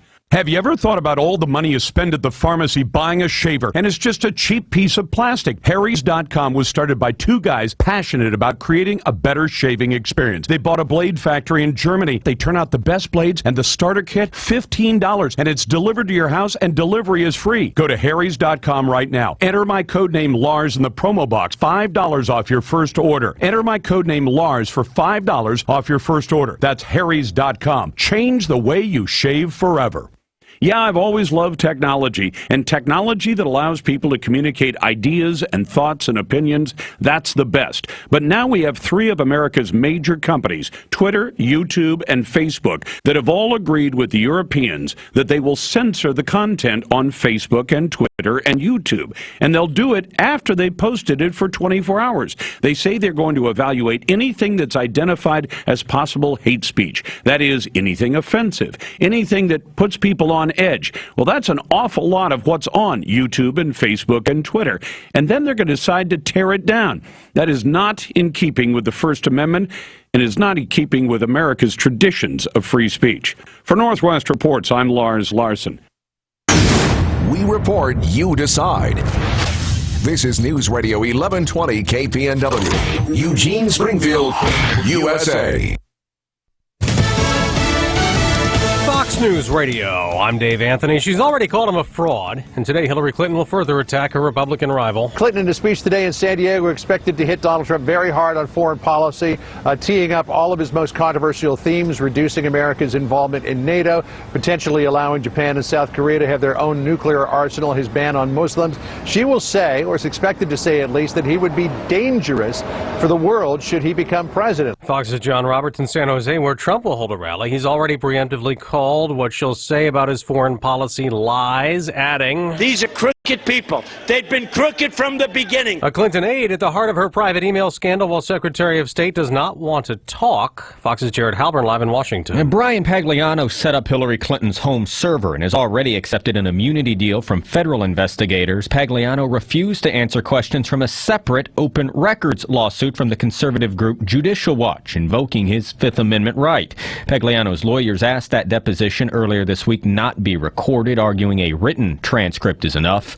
Judicial Watch has been in a lengthy legal fight with the State Department over emails sent and received by Clinton while she was Secretary of State. Dave. Jared, police have now ID'd the shooter in yesterday's murder-suicide at UCLA, Mainak Sarkar, who was at one point a PhD student of the professor he killed. And Sarkar wrote rambling blog posts calling him an enemy. What police do believe is that for some reason the student was disgruntled and killed William Klug. As you might imagine, colleagues, family, friends are all heartbroken with what happened. Fox's Adam Housley at UCLA, where classes resumed today. Madonna wins in court. She was sued over that song. The allegation, a producer copied a quarter of a second of horns from a 1975 song from the Sal Soul Orchestra for Vogue. Listen. Well, the Ninth U.S. Circuit of Court Appeals ruled that the audience would never recognize such a tiny snippet. Fox News Radio, fair and balanced. This tip of the week brought to you by Neurospine Institute. Neurospine Institute is a healing place that offers sophisticated diagnostic and surgical services with a range of treatment options. Their specialists are leaders in their profession in addressing back and neck injuries, pain management, and sports medicine. Treatments include neurosurgery, physical therapy, minimally invasive procedures, and pain management. Equipped with sophisticated diagnostic and surgical capabilities, plus a caring staff committed to each patient's well-being, they'll work closely with your primary care or referring physician to ensure the best care and treatment for your unique situation. Visit neurospinellc.com today and get your life back. Are you living with chronic pain? The specialists at Neurospine Institute can diagnose the problem and develop a personalized treatment plan to address your symptoms. Their comprehensive services include clinical and surgical procedures, sports medicine, physical therapy, medical imaging, and pain management. Neurospine Institute's medical professionals will work closely with your primary care or referring physician to ensure that you receive the best care and treatment. They serve all of Western Oregon with 2 locations, the main campus in Eugene and their Roseburg clinic. Visit neurospinellc.com today and get your life back. In Chicago, a judge has ordered the appointment of a special prosecutor to handle the case of a white police officer who shot a black teenager 16 times. And the embattled Cook County State's attorney asked to step aside. Now, Officer Jason Van Dyke is charged with first-degree murder in the 2014 shooting of Laquan McDonald. He's their commander-in-chief, and next hour, some new military members get to hear from President Obama. Fox's John Deckers live at the White House. The president's visit to the Air Force Academy in Colorado Springs will mark the second time the president has delivered a commencement address at the academy. The president is expected to discuss the various military and foreign policy challenges that the U.S. faces around the world. The academy will graduate nearly 900 cadets who will become second lieutenants. The class of 2016's graduation will be the president's last time addressing a graduating class at one of the nation's service academies. Dave? John, we're keep adding to the recall over Takata airbags that are defective. The government posted documents spelling out recalls from GM, Volkswagen, Ford, and others. They add nearly 4.4 million vehicles to that list of those recalled because of those Takata airbag inflators. They can explode, sending shrapnel flying in the car. Speaking of cars, a little boy in Massachusetts gets his daddy in trouble. A 6-year-old Massachusetts boy tries to rat out his own father after witnessing what he thought was a traffic violation. Robbie Richardson dialing 911. 911, Sandy Court, what's your emergency? Daddy went past a red light. Father Mike Richardson of Quincy says he didn't run the light, but merely took a right on red. And he tells me, hey, Dad, you just went through a red light. And I says, no, Robbie, you can go through that one as long as you just stop and there's nobody coming, you can go. Dad says Robbie remains skeptical and, not surprisingly, wants to be a police officer when he grows up. Tom Graham, Fox News. On Wall Street, the Dow is down 32 points. I'm Dave Anthony, Fox News Radio. We started this conversation back in early 2014 when we had folks from the farmers market and the city of Eugene. I believe Mayor Piercy was pretty well involved in this, that came to the Board of Commissioners and said, you know, we'd like for you to consider selling or allowing a farmers market to be built on the Butterfly lot, which is directly west of the current courthouse. From earlier today, Commissioner Faye Stewart talking about some negotiations going downtown. Got something about a city hall and a courthouse that we're trying to figure out where we should put. Got a couple of options. We just want to make sure that the farmers market is safe, which is good because I love farmers market. I love farmers market. I'm a fan of the farmers market. Oh, everybody is a fan of the farmers market.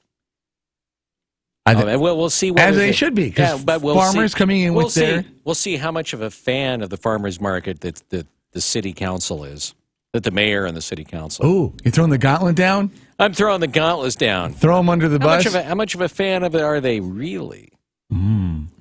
Pressure. It is 11:20 KPNW News Time, 8:06 at the cloud cover, and it should be pretty much remaining throughout the day. 78 for the top temp, a few clouds, and 53 overnight. Tomorrow, trending towards heat into the weekend where it gets 96, 97 degrees. We're talking about a scorcher. Coming up, Conley and also news. Yeah, we'll have these stories coming up. Oh, I hear there was a big deal out at the country club in Eugene. Something happened, and there was some sort of crowns bestowed, or maybe it was tiaras. We'll figure that out when the news comes up. We'll also take a look at a man, a girl, and a rescue squad. That story will be ahead, among others, here on News Radio 1120 KPNW. When was the last time you needed a rescue squad? What, after getting your freak on? Yeah. Little whoopee? It's been never. Yeah, that's what I thought. News time 8:07. Somebody coined the phrase, breakfast is the most important meal of the day. If that's true, why do people eat such weird stuff for breakfast? Fried dough, rolled in sugar, mystery meat on an English muffin, stale bread dipped in egg and fried? If breakfast is important, treat it that way with a breakfast from Burrito Amigos, the friendly ones. You get real food real fast, and it's real good. It's no mystery, I'm the bacon guy and love their bacon burritos with 2 types of bacon, I'll remind you. But Burrito Amigos can set you up with link sausage, huevos rancheros, chorizo, meatless burritos, or my new almost favorite, the machaca burrito with black Angus steak, sauteed onions, and green peppers mixed in with potatoes. Delicious. That's a Bill London endorsement, by the way. And mornings were also made for coffee. So stop by the kiosk on 6th in Eugene or 42nd in Springfield and enjoy an espresso along with your meal. Breakfast shouldn't just be important, it should be good. Burrito Amigos in Eugene and Springfield. Endurance, speed, and power of elite student athletes will be on display. The sights, the sounds, the intensity of an NCAA championship. It all comes down to this moment. Time to lay it all on the line. Be there to share the experience with your family and friends. The 2016 NCAA Division I Men's and Women's Outdoor Track and Field Championships, June 8th through the 11th at historic Hayward Field in Eugene, Oregon. Visit ncaa.com/track and field to secure your championship tickets today. Sponsored by T-Mobile. Switch to the Un-carrier today. T-Mobile. Sun Automotive is proud to sponsor the Northwest edition of Lars Larson. Sun Automotive, with locations in Eugene and Springfield, reminds you, stay safe on the road, keep your car well maintained, and don't text and drive. Sun Automotive. News, information, 24/7 on News Radio 1120 KPNW. This is News Radio 1120 KPNW. And we've got the local story in the morning wake-up call. Good morning. This look at the news brought to you by Burrito Amigos, the friendly ones, featuring great breakfast burritos and fresh brewed, locally roasted coffee for a tasty start to your morning. Here's what's going on. Well, it was a big day for the University of Oregon at the Eugene Country Club. Rob has our lead story. After Oregon's Aaron Weiss won the NC2A individual title, you thought, man, it was a great week. And maybe then you let your mind wander. Oregon did have talent, but surely Texas or LSU would dominate and take the match play trophy? Or was there enough magic among the towering firs and the golf gnomes around the Eugene Country Club to change that plot line? Ending the tournament yesterday, it did seem like a movie. With things square after the previous golfers had completed their matches, it came down to South Eugene grad Solomon Raza and Taylor Funk from Texas, son of PGAer Fred Funk. Both started out absorbing the others' jabs and barbs, and at the end, we were tied up. On the first hole of the tiebreaker playoff, Raza had a 4-foot birdie to win it all, but slid it by slightly. You wondered if that would be his last chance, but alas, after 2 more holes of drama, he had a similar putt, and this time he landed the birdie with the biggest putt in the program's history. An epic national championship, Oregon's first. Weiss had garnered most of the attention during the week, but everything, all the marbles, rested on the junior with a huge gallery of supporters trying to cheer him on. When it came down to it, Sulman had nerves of steel with ice water in his veins. It turns out this screenplay could be written by, has to be, somebody from Oregon. 2 national championships and a raging success of a tournament held at Eugene Country Club. A pretty good week, Bill. Well, from electric fires and explosions like the one that happened Tuesday in Springfield, caused by people trying to make hash oil, the legalization of marijuana has not stopped illegal activity. Actually, in many ways, it's created more crime, like the Eugene family caught money laundering their marijuana proceeds, or Ward Weaver and the murder brought on by a plan to steal the proceeds from marijuana sales. In January alone, marijuana sales brought in $3.48 million in tax revenue. Now, why is that important? Because that revenue was mostly supposed to go to law enforcement. However, law enforcement isn't going to see much. I think the community keeps waiting to hear of this huge amounts of dollars that are going to support law enforcement based on the marijuana tax. And after the state revised upwards its projections of collections of marijuana tax, it was double what they're anticipating. What I have recently learned is that Lane County's share of the state's marijuana tax for law enforcement is going to be $100,000 annually. Lane County Sheriff Byron Trapp says $100,000 isn't going to go that far. That doesn't even buy one full-time employee deputy sheriff position. So if I actually realize that in the county's budget, and we get the full funding that the state provides the county for marijuana law enforcement, it doesn't even buy a full-time deputy to focus any amount of resources on marijuana effort. Trapp says that a big problem is the Oregon Liquor Control Commission, which oversees pot sales, is grabbing a huge chunk of that enforcement money with little return on a county-by-county, city-by-city basis. The OLCC added somewhere in the neighborhood of 23 positions to pursue or to provide marijuana enforcement similar to their alcohol enforcement program. But 23 isn't even one per county in Oregon. There's 36 counties in Oregon. So adding 20-some OLCC agents doesn't even give each county its own. Trapp isn't convinced that legislators will fund crime prevention dealing with the legalization of marijuana adequately. In the meantime, houses will continue to explode. Well, officials have quickly painted over Nazi graffiti that was discovered at a former school in Eugene. Joshua Burstein says he and his 8-year-old daughter were outside the former Crest Drive Elementary School on Memorial Day when they noticed swastikas and other Nazi graffiti scratched into the paint of a shelter near the baseball field. Burstein emailed the Eugene School District Superintendent's Office, the Eugene Police Department, and the Lane County Sheriff's Office. Eugene's police spokesman John Hankmeyer says the department is investigating. The school district closed Crest Drive Elementary in 2001 because of budget cuts. It's unknown when the vandal placed the graffiti. Police don't know why an armed man with a knife grabbed a woman at the High Desert Museum in Bend.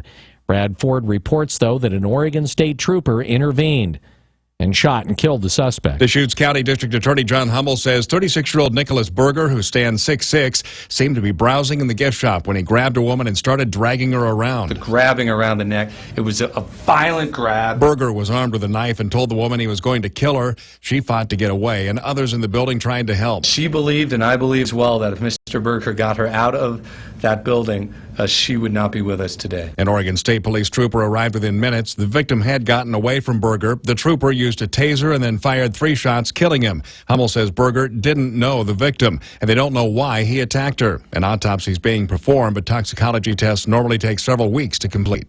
I'm Brad Ford, KPNW. Oregon DMV offices will now begin accepting debit and credit card payments during the next 4 months after a successful pilot launch in May, according to the agency. Wow. Welcome to the first world, DMV. Prior to this project, DMV only accepted cash, checks, and money orders at their 60 field offices. Yeah, they were like the only agency and the only people on the planet to still accept checks. Credit and debit card payments had been accepted online for vehicle registration renewals for a short time, and DMV had hosted ATM cash machines at its busiest offices. The pilot launch in May included Dallas, McMinnville, and the 2 offices in Salem. The remaining offices throughout Oregon are scheduled for equipment and software installation and employee training during the summer.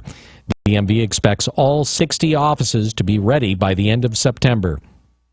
DMV, meet 21st century. 21st century, DMV. Officials in Oregon have shut down 4 adult foster care homes, including one that accepted extra Medicaid funds that didn't hire the necessary caregivers. Oregon Department of Human Services Director Ashley Carson Cottingham says it's rare for adult foster homes to be shut down immediately. She says there have been 12 homes shut down statewide this year, including 4 in Jackson County alone. Carson Cottingham says the agency normally works with providers to help them achieve compliance. According to license suspension notices sent to the Jackson facilities, DHS shuts down homes that pose a risk to clients, don't operate according to regulations, or show evidence of abuse, neglect, or exploitation of residents. West Coast states and several cities have now signed agreements that they say will reduce greenhouse gas. Brad Ford reports. Leaders in Oregon, Washington, California, and British Columbia are taking action to reduce pollution as a result of the Paris Accord on climate change. The governors of the 3 states, several mayors in British Columbia, signed the agreement. It requires better reporting on energy use by large buildings. It increases zero-emission vehicle use with a charging network along the Pacific coast. It accelerates local renewable energy projects and reduces carbon emissions from food waste with better composting programs. I'm Brad Ford, KPNW. A former Klamath County Sheriff's Office detective has filed a lawsuit against the county, alleging she faced retaliation after discussing the actions of Sheriff Frank Scraw with state investigators. The sheriff was charged with 9 misdemeanors after an investigation into whether he mistreated suspects. He was denied wrongdoing, or has denied it, and remains on the job.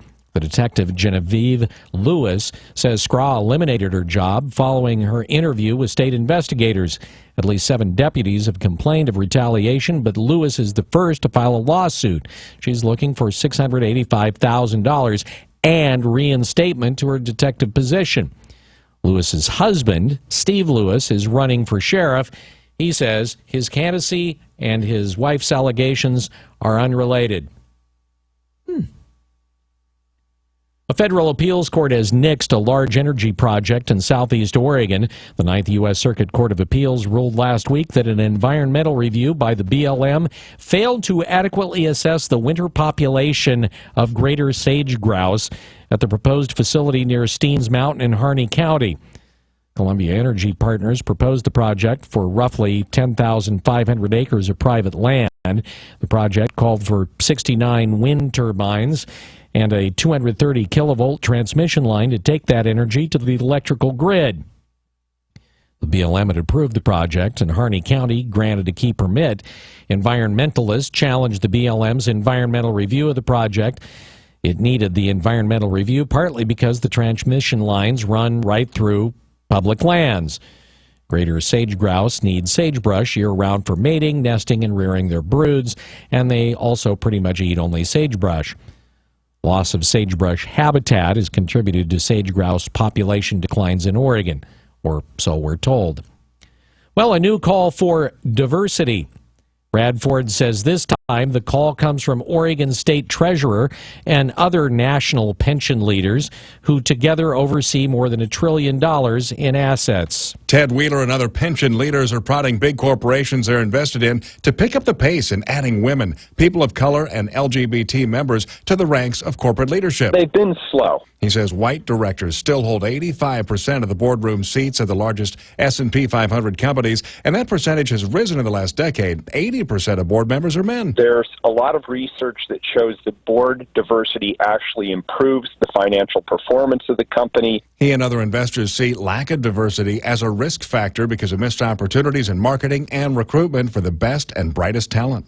Brad Ford, KPNW.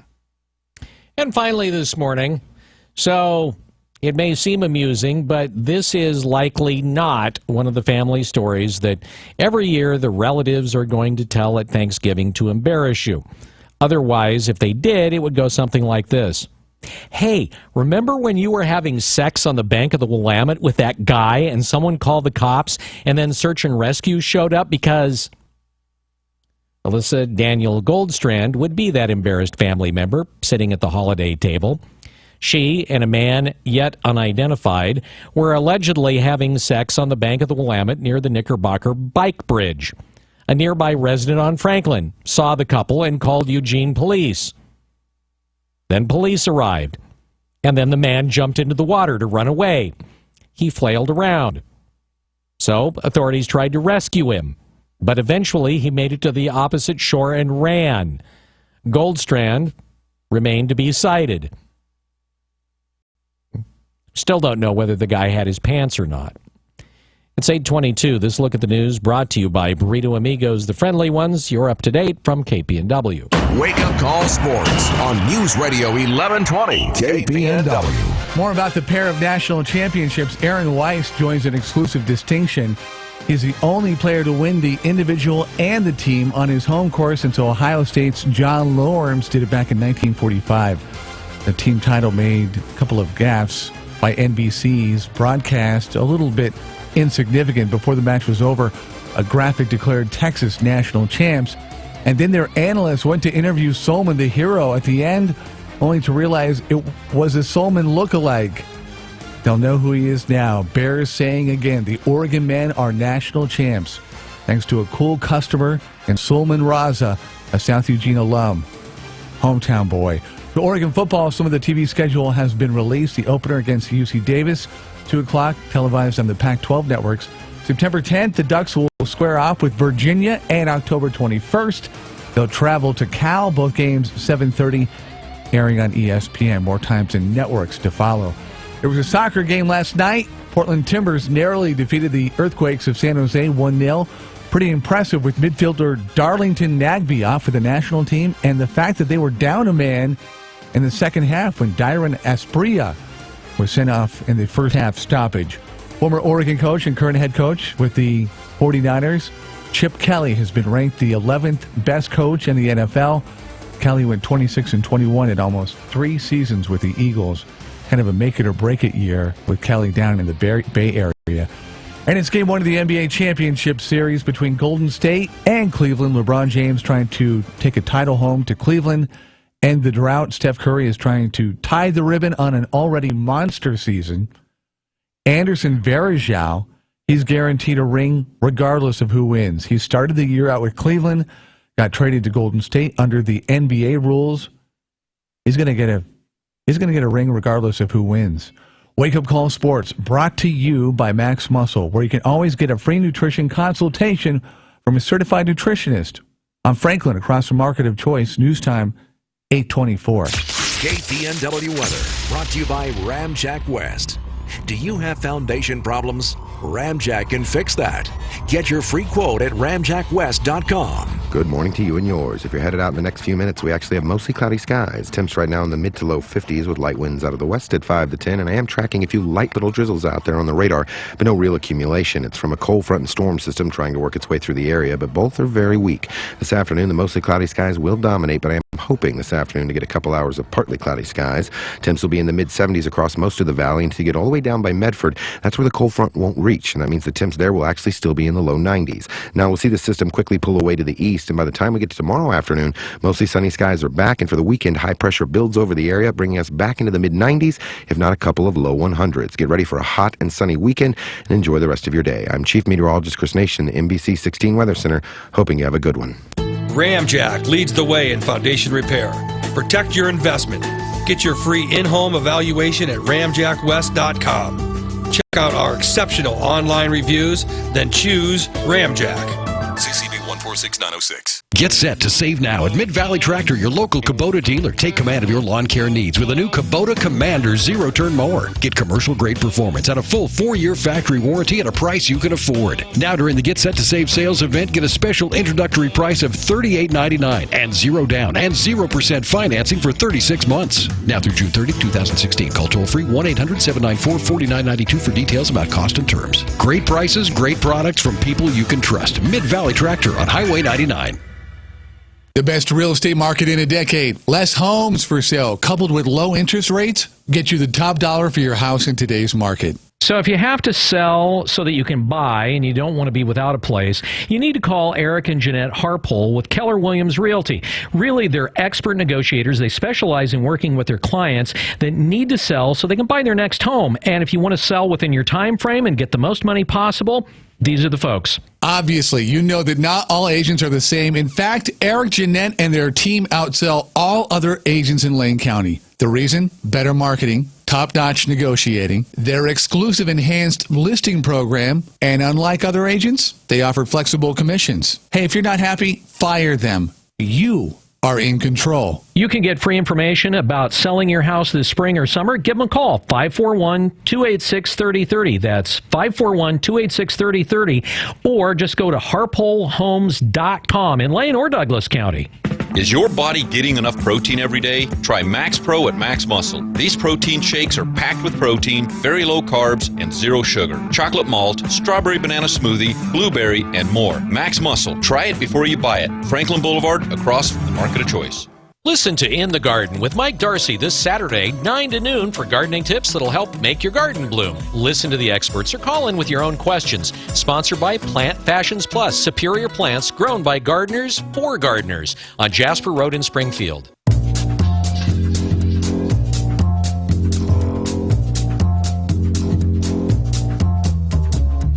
See, now I'm trying to figure out, and Rob did it so well last time, I'm trying to figure out how to connect the couple on the Willamette to Sleep Train in some form or another. They wouldn't have needed the banks of the Willamette had they gone to actual Sleep Train. Could we say that? Does that work? For a test? For a free test lane. Yeah. Exactly. Right. So they could have just gone into Sleep Train. Yeah. And they wouldn't have... Wait, don't give anybody any ideas. I don't think that... Well, you're the one that brought it up, my friend. You just brought it up. No, you're the one that brought it up first. Nobody heard it. You implied it. There's this place that sells mattresses, believe it or not, and it's called Sleep Train. They'll beat anybody's price by up to 5% 100 days after you purchase your mattress. So that's why you would go in there. And if those two people had gone in there, they would have not needed to go down to the banks of the Willamette where there's rocks and sand fleas and done what they did. So there, that's the point. Mattress price wars ending Sunday. You might want to get there today while the getting's good.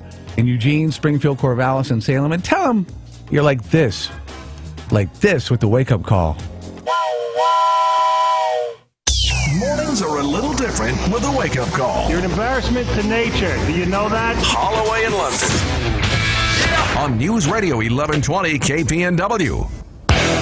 You watch. Somebody will come give us a firm talking to. We're due. We will get the firm what? A firm talking to, as in a firm mattress, right? Yeah. It'll be a firm talking to. I guarantee you. You feeling it too? Mm-hmm. You feeling the stench of a firm talking to? Yeah. Anyway, guess what? The president of Connolly Capital is here. Gary Connolly. On the wake-up call. There's a smooth segue into a transition, eh? That's as good as the commercial. Oh, yeah. Anyway, so where do we start today? So this group, the Organization for Economic Cooperation and Development, whoever they are... Well, wherever we start is going to be anticlimactic. Yeah, all right. After what's already gone on, sure. Anyway, they came out and they said that essentially it's up to governments because we've had all this slow growth and the growth is too slow. It's not sustainable. And they said, you know what? It's up to governments in the U.S. and everywhere else to increase spending to jolt the global economy out of the low-growth trap. And my thought, as I read that yesterday, was, and this comes just post the last quarterly earnings, which were anemic, was, okay, so what exactly is that supposed to mean? Well, I'll tell you in a second what it means. What they said is, the quote that you sent me is, comprehensive national fiscal initiatives are needed to stimulate strong economic growth. Yeah, so what does that mean? Well, I mean, it's like everything that comes out. Oh, we need a strong fiscal initiative. Yeah. Okay. Okay. To do what? Well, you've got two basic policy arms that impact the economy: fiscal policy and monetary policy. Monetary policy is the Fed, the European Central Bank, the Bank of Japan, blah, blah, blah, central banks printing money. Fiscal policy is tax and spend. Tax and spend has got I bit that off as if it's, well, tax and spend more, but really it's how much money do you take in versus how much you spend. So the way this stuff is worded, it doesn't mean anything. You're going to get a suitably opaque announcement out of OPEC today and another one out of the ECB because those meetings are today. But if you scrape all this off, what it really means is that the government should be spending more money in order to stimulate the economy. That's fiscal policy. And the only way they're going to do that is if they borrow more money, which is how we got where we are in the first place. So do you think that you're going to see any response from anybody that has any power to do anything whatsoever that says, by golly, they're right? No, absolutely. Let's spend more. Absolutely not. Let's build a bridge to nowhere. Well, they already would like to spend more, but this stuff that comes out of these meetings is just it's just junk because they got to say it's garbage because they have to say something. How do you get these jobs? I want to know how people get these jobs where they can sit here and make these proclamations that have no effect, just because, and they're able to get press like they are and consider themselves authorities because they've called themselves authorities. How do you get those jobs? How come you're not doing that? I bet you'd be making a lot more money than you are now. Not to say that you're not making money now. I'm not implying that. But what I am saying, why can't I get those jobs? Well, because you don't know how, and neither do I. All right. Well, and for one thing, you don't have a PhD in economics. So so that's what you have to have, the PhD in economics. Then you can go be on one of these boards and make fatuous comments that will be picked up and broadcast around the world. Yes, but you have to have lots of years of experience before you can get to the point where you can actually do that. So, okay, so you get the degree, then you have 20 years of experience making fatuous comments, then you can be put on the board where you can make them on a global scale. I like that. Yeah. So, okay, that makes sense. So are you going back to school? Oh, of course. Absolutely. I have a question about the Organization for Economic Cooperation and Development. How long has this organization been around, and how come there hasn't been any? Any what? Organization or development? Yeah. Oh, well, because everybody is in there with their own agenda, number one, as far as the cooperation. Like everything else. Like everything else. And I don't know how long it's been around, but decades. I mean, it may actually have had a purpose in the beginning, but it doesn't accomplish much of anything now. You could say the same thing about NATO in certain ways. These things become irrelevant, but they don't expire. They just go on and on and on. All right, so here's, I think, really the operative question here. What could anyone do at this point to get the economy to actually start growing more than the measly 1% that we've been seeing, at least in the last couple of quarters? Is there anything that anybody could do to wave their magic wand and go, okay, I can make this happen, and this is going to make the economy start growing at a little more of a rapid pace? Well, I don't think anybody can wave a magic wand. I think the real crux of the problem is the amount of debt that we have outstanding. And the reason that that's the case is because what happens when you borrow money and spend it is it pulls demand from the future to now. Okay, so, and then when you get to the future, you've got less demand and less opportunity for economic growth. So at this point, I don't know what would be done. I mean, we're not creating jobs really. If you look at it, we've talked about that before. The growth rates are anemic. There's no way that interest rates can go any lower or much lower that would stimulate anything. You know, think about people in general who are out there in debt. I mean, what they're trying to do really is pay it down. They're not spending. And the other thing with that is that maybe one thing that we could do is if we had consistent rules and regulations over time that weren't so complicated, you would have businesses maybe that would be more willing to invest in more productive capacity that would eventually create jobs and create economic growth. But between the amount of debt that's strangling the system and the amount of regulation that's strangling the system, I don't know what you'd do. In the end, the debt's going to have to be addressed, and the reason everybody wants growth so badly is because that looks like the elegant way to service and get out of the debt problem that we have. But it just simply isn't going to happen. There's no place for really no place and no way for the growth to come. Now, there are two other ways that the debt can be eventually taken care of. One is inflation, meaning that the debt just becomes worth less as prices go up and you pay in constant dollars or constant yen or whatever. And the other is through default. And if you go back and look at, let's say, all the excess mortgage debt that people had that people will be able to identify with more, then you wind up with defaults. The houses go back to the bank. They get marked down. The economy goes down. They get recycled, and out it goes.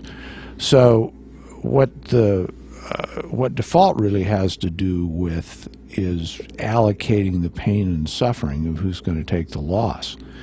But the governments in particular, nobody's willing to do that. So I think we could see this slow growth kind of situation that we're in. I mean, Japan's been in that situation since about 1990. We stagger along the way we are until something untoward happens, something out on the tail, one of the tail risks, and then maybe the debt will get dealt with either through defaults, as were the workouts in Puerto Rico or Greece, or maybe there'll be inflation. Oh, good. Well, that all sounds just damn cheery. Doesn't it now? Yeah. That would be the nugget, right? Well, I think that'd be one half of the nugget. The other half of the nugget is that when you hear these pronouncements, whether it's from ODEC or it's from OPEC or it's from the politicians or whatever, essentially they don't really mean much of anything. And there isn't anything that you can take away from that, even though sometimes the markets react on a short-term basis. The thing that you can do is, as we've talked about before, let's say with the amount of inflation, is when your common sense tells you that there's a disconnect between what you're observing and what the politicians or the people in ODEC or the economists are telling you, then there really is a problem. And I think that's the nugget. Okay, so let's do our vocabulary words today. All right. So, GDP, Gross Domestic Product. What is gross domestic product, Gary? Gross domestic product is simply the sum or the market value of all the goods and services that are produced in 1 year by both labor and capital. Okay.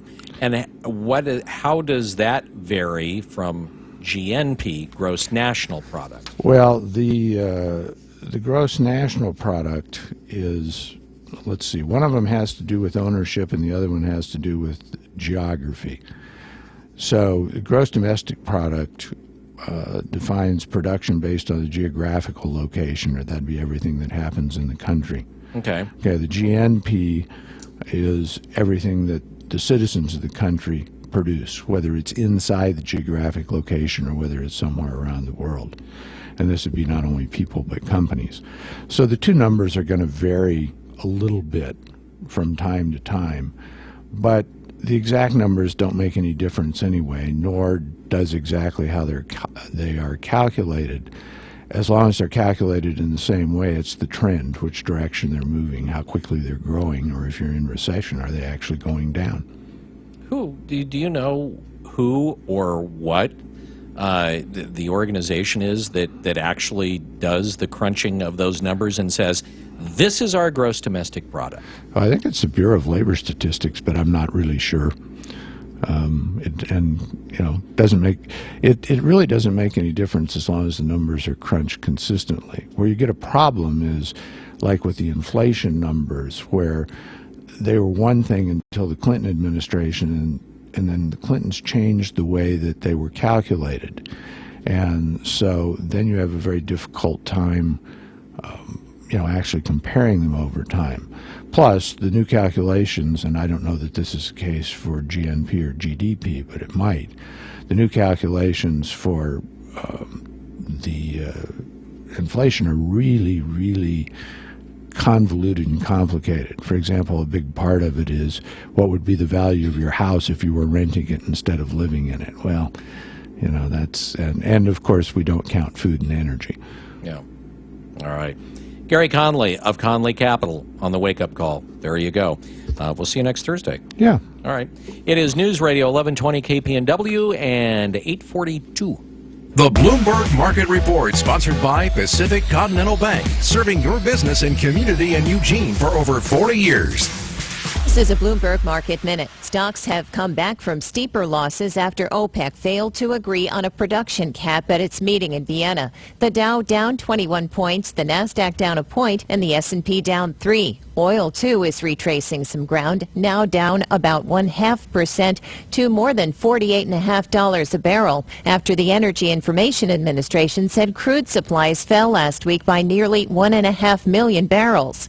More people are getting jobs and keeping them. ADP says U.S. companies added 173,000 workers last month. The Labor Department says applications for jobless benefits are down for a third straight week, falling last week by 1,000 to 267,000. A quarter of Americans say they plan to keep working until they're 70, according to the HR firm Willis Towers Watson. That number up from 16% in 2009, and it's not because they love the work, it's because they have to work. I'm Adrienne Mitchell, Bloomberg. Pacific Continental Bank is proud to call the Eugene-Springfield area home for more than 40 years. As your local banker, partner, and neighbor, we are committed to the health and sustainability of your business and our community. We know it takes more than a loan or deposit to help you succeed. It takes people who know you, your business, and your community. Who says we can't be more than a bank? Pacific Continental Bank, the right bank. Learn more at therightbank.com. Member FDIC. Based on actual cases, results may vary, not a solicitation for legal services. If you owe for back taxes, payroll taxes, or if you've not filed, the IRS will search you out. They are the most powerful collection agency in the world. One call to Wall & Associates, and your tax problems can be solved. Listen. I was worried I would lose my house. Wall met with me in person. I was scared. Wall & Associates got my levy released in 48 hours. They settled my back tax debt for a fraction of what I owed. At Wall, we solve tax problems. Call 800-285-2933. That's 800-285-2933. You always speak with a live person. I never had to talk to the IRS again. Wall stopped my wage garnishment. Wall solved my back tax problems for a fraction of what I owed. Call Wall & Associates now for a free face-to-face consultation. Call 800-285-2933. That's 800-285-2933. 800-285-2933. Right now, by clicking on OregonEDeals.com, you can save hundreds and hundreds of dollars on goods and services from local businesses. OregonEDeals.com. Save on products to make your life better. I'm hooked on OregonEDeals.com. I'm saving big. Are you hiring? Do you know where to post your job to find the best candidates? Posting your job in one place isn't enough to find quality candidates. If you want to find the perfect hire, you need to post your job on all the top job sites. And now you can. With ZipRecruiter.com, you can post your job to 100 plus job sites, including social media networks like Facebook and Twitter, all with a single click. Find candidates in any city or industry nationwide. Just post once and watch your qualified candidates roll in to ZipRecruiter's easy-to-use interface. No juggling emails or calls to your office. Quickly screen candidates, rate them, and hire the right person fast. Find out today why ZipRecruiter has been used by over 400,000 businesses. And right now, listeners can try ZipRecruiter for free by going to ZipRecruiter.com/quick. That's ZipRecruiter.com/quick. One more time. To try it for free, go to ZipRecruiter.com/quick. KPNW weather brought to you by Ramjack West. Do you have foundation problems? Ramjack can fix that. Get your free quote at ramjackwest.com. Good morning. If you're headed out that door in the next few minutes or you're already out and about, you probably noticed we have mostly cloudy skies for the first time in days. Temps right now look to be in the mid to low 50s with light winds out of the west at 5 to 10. And believe it or not, we are tracking a few very light isolated sprinkles, but I don't expect any real rain accumulation out there. It's part of a weak storm system and cold front trying to move through the area. Now, as we move into the afternoon, I am hoping for a couple hours of partly cloudy, but we very well may see the mostly cloudy skies dominate into the afternoon. The weak cold front will keep the highs in the mid 70s to a couple of low 80s, and down by Medford, probably going to get all the way to the low 90s because the cold front won't reach that far south. Now, as we move into your Friday, we're looking at mostly sunny skies returning, and by the time we reach your weekend, high pressure moves back in to dominate across the region. You know what that means. Temps are going to be back in the mid-90s here in town. Get ready for a sunny and very warm weekend. I'm Chief Meteorologist Chris Nation, the NBC 16 Weather Center, hoping you have a fantastic day out there. What do I got to do? Entertain your brain this morning. Just got to broaden your mind a little bit. With the Wake Up Call on News Radio 1120 KPNW.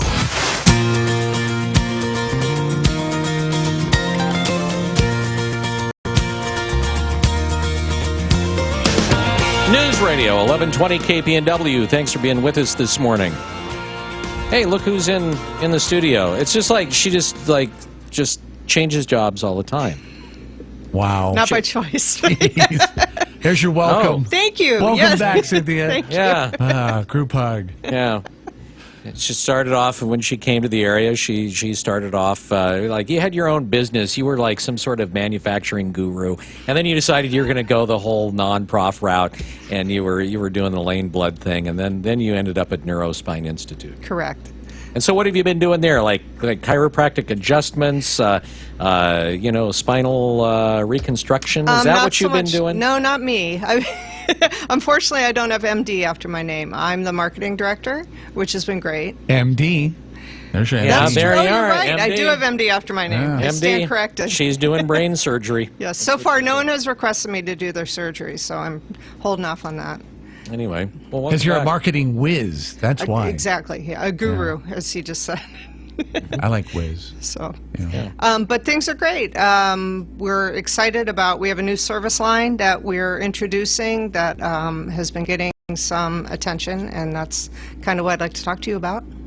Oh, that's what you'd like to talk about. That's what I'd like to Maybe talk about. I'd What like would to you talk like about- to talk about? I'd like to talk Why about don't you anything, start? but- so what is the Kobe Special? The Kobe Special, he says, regenerative medicine or regenerative therapy. Can you explain what that is? Regenerative. Yes, it's taking components out of your own body and processing them and then reintroducing them to a place where you have an injury, a joint injury.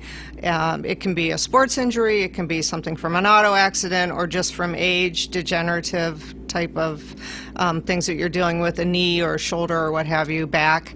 And what the process does is take these components out of your body and then concentrates all the healing mechanisms. For example, the platelets or bone marrow aspirate has a lot of healing mechanisms in it, and concentrating them and injecting them right to the injury site. And so it's completely organic, it's completely natural. It's pretty much what your body would do anyway, but this speeds it along. So what your body's process would do would send the healing components to that injured area, but this just kind of gives it a concentrated boost. For example, Steph Curry just did it to get back into the playoffs, super speedy quick, instead of having to wait for his injury to just take its natural course. So the rehabilitation, the healing period after that is less than it was before of doing the old traditional. Well, it's non-invasive, so you don't have all the risks involved with surgery, you don't have the post-operative healing time involved with surgery, and everything that's being put into you just came out of your body about 10 minutes earlier. So you're turning people into Wolverines. green is what Exactly, yes. Yeah, so- or just improving their quality of life, which is what we want to do. So when you take this out of them, whatever it is you're taking out of them, I don't know. It's either your blood or your bone marrow. Okay. And it's processed in a centrifuge, which creates a concentrate. It separates the components, the necessary components where all the healing and the mechanism that your body has, those are concentrated and then injected into the area of injury. Okay, that's what I was going to ask, is how it got back in, whether it was going to be a milkshake or... No, you don't drink it. It's injected, and they can use X-ray or ultrasound if they need to help them get it right to the place where it needs to be. I guess the question would be, as you inject this in, how large, I mean, this may sound like a stupid question, and it probably is, how large of an area that this injection will have an effect on? Well, every situation would be different. It would depend on the extent of the injury. It would depend maybe on, how the injury occurred. And that's where our doctors this is being implemented specifically by Doctors Moore and Dr. Phillips, who are sports medicine specialists.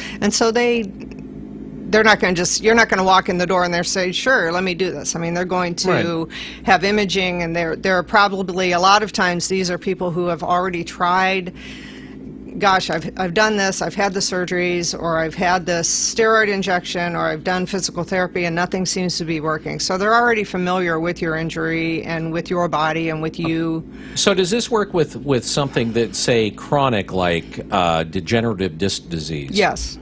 Really? Yes, because a bone, for example, bone marrow aspirate comes out of your body, and when it's re-injected, it can kind of morph into whatever it needs to be. And so, and again, I'm not a doctor, so humor me here while I try to describe it. I don't want to get anyone into trouble by giving incorrect information. This is a generalization. Yeah, because the FDA listens to this show daily. Of course they do, yes. So, I mean, there's certain things that once they're gone, they're gone. We can't inject you with cells and then you grow a new liver, for example. But there's certain, depending upon the injury, there's certain healing that can be sped along significantly. Okay, so, which is why the athletes are getting it done. What is the cost for something like this? I mean, because the process itself, other than drilling a hole in your bones and pulling marrow out, I mean, the process doesn't sound that complicated.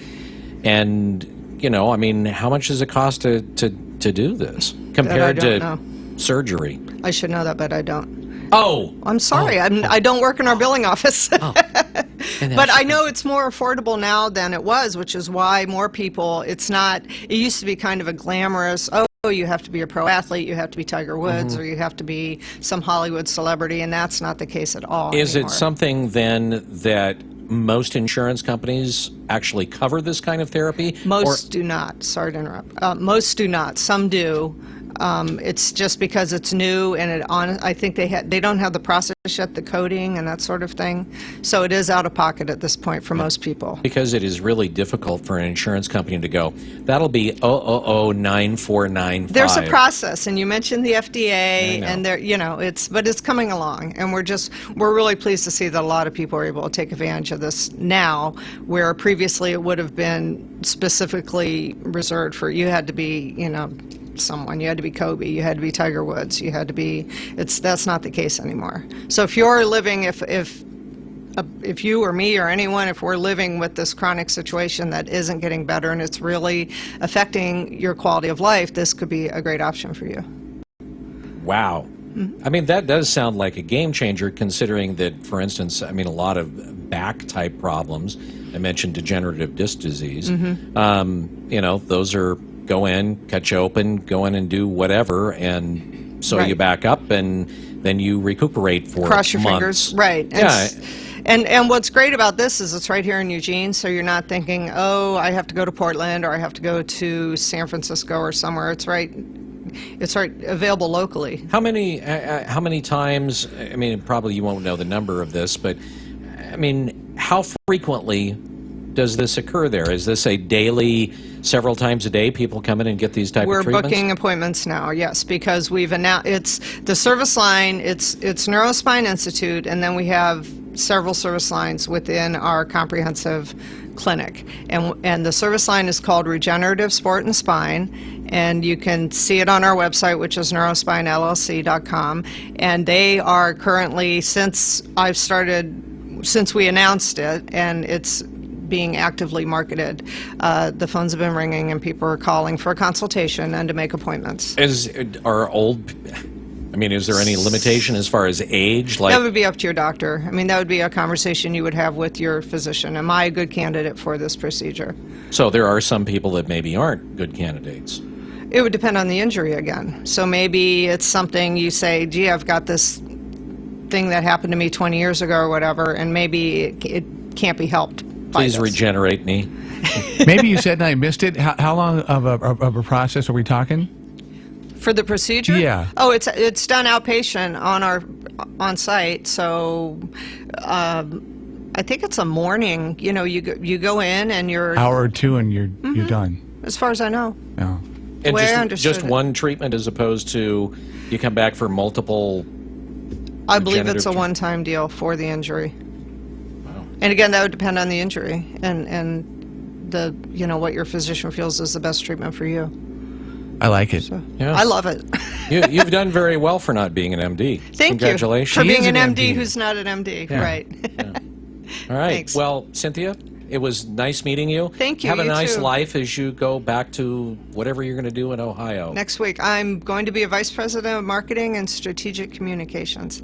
Oh, it's a really long title for the United Way of Greater Stark County. So I'm very excited. Vice president. Well, good luck in Stark County. But for another 2 days, I'm at Neurospine Institute. So if anyone has any questions, they can call us. They can go to our website. Again, it's neurospinellc.com. Like 3 days later, you're done. Don't I'm call. hitting the road. That's correct. And then Don't stop call. calling her. Yeah. Well, She doesn't someone will wanna be talk there. to you. The phones will still work long after I'm gone, I'm sure. Okay. So thanks, guys. Yeah, safe travels.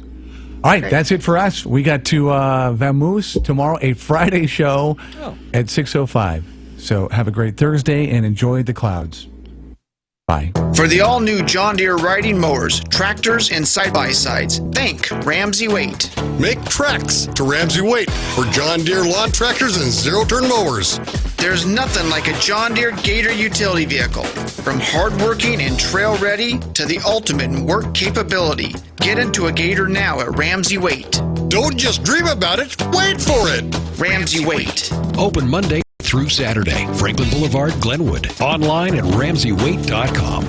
Message and data rates may apply. If you're a guy over 40 and you want to stay on top of your game, try a sample bottle of GNC's top-selling, award-winning Nugenix. Listen, if you're experiencing lower sex drive, general sluggishness, and decreased performance, Nugenix is a powerful man-boosting formula. For 2013, it won GNC's Innovative Product of the Year and was also named GNC's #1 selling men's vitality product. Get a complimentary bottle now by texting BOOST to 99000. Nugenix uses a clinically researched key ingredient to invigorate a man's body and increase his libido. Enjoy more passion, higher sex drive, improved performance. Be more the man you want to be in the gym and in the bedroom. You want to stay on top of your game, don't you? Then try top-selling, award-winning Nugenix and feel like the best man you can be. Nugenix is available at GNC and Vitamin Shop, but you can only get your complimentary bottle by texting BOOST to 99000. Again, text BOOST to 99000. Do you dance badly or hug in public? That's okay. You don't have to be perfect to be the perfect parent. Thousands of teens in foster care would love to put up with you. Call 1-888-200-4005 or visit AdoptUsKids.org for more information. A message from the U.S. Department of Health and Human Services, Adopt Us Kids, and the Ad Council. Because 15 listeners can't be wrong. It's the wake-up call for Western Oregon on News Radio 1120 KPNW. I just thank God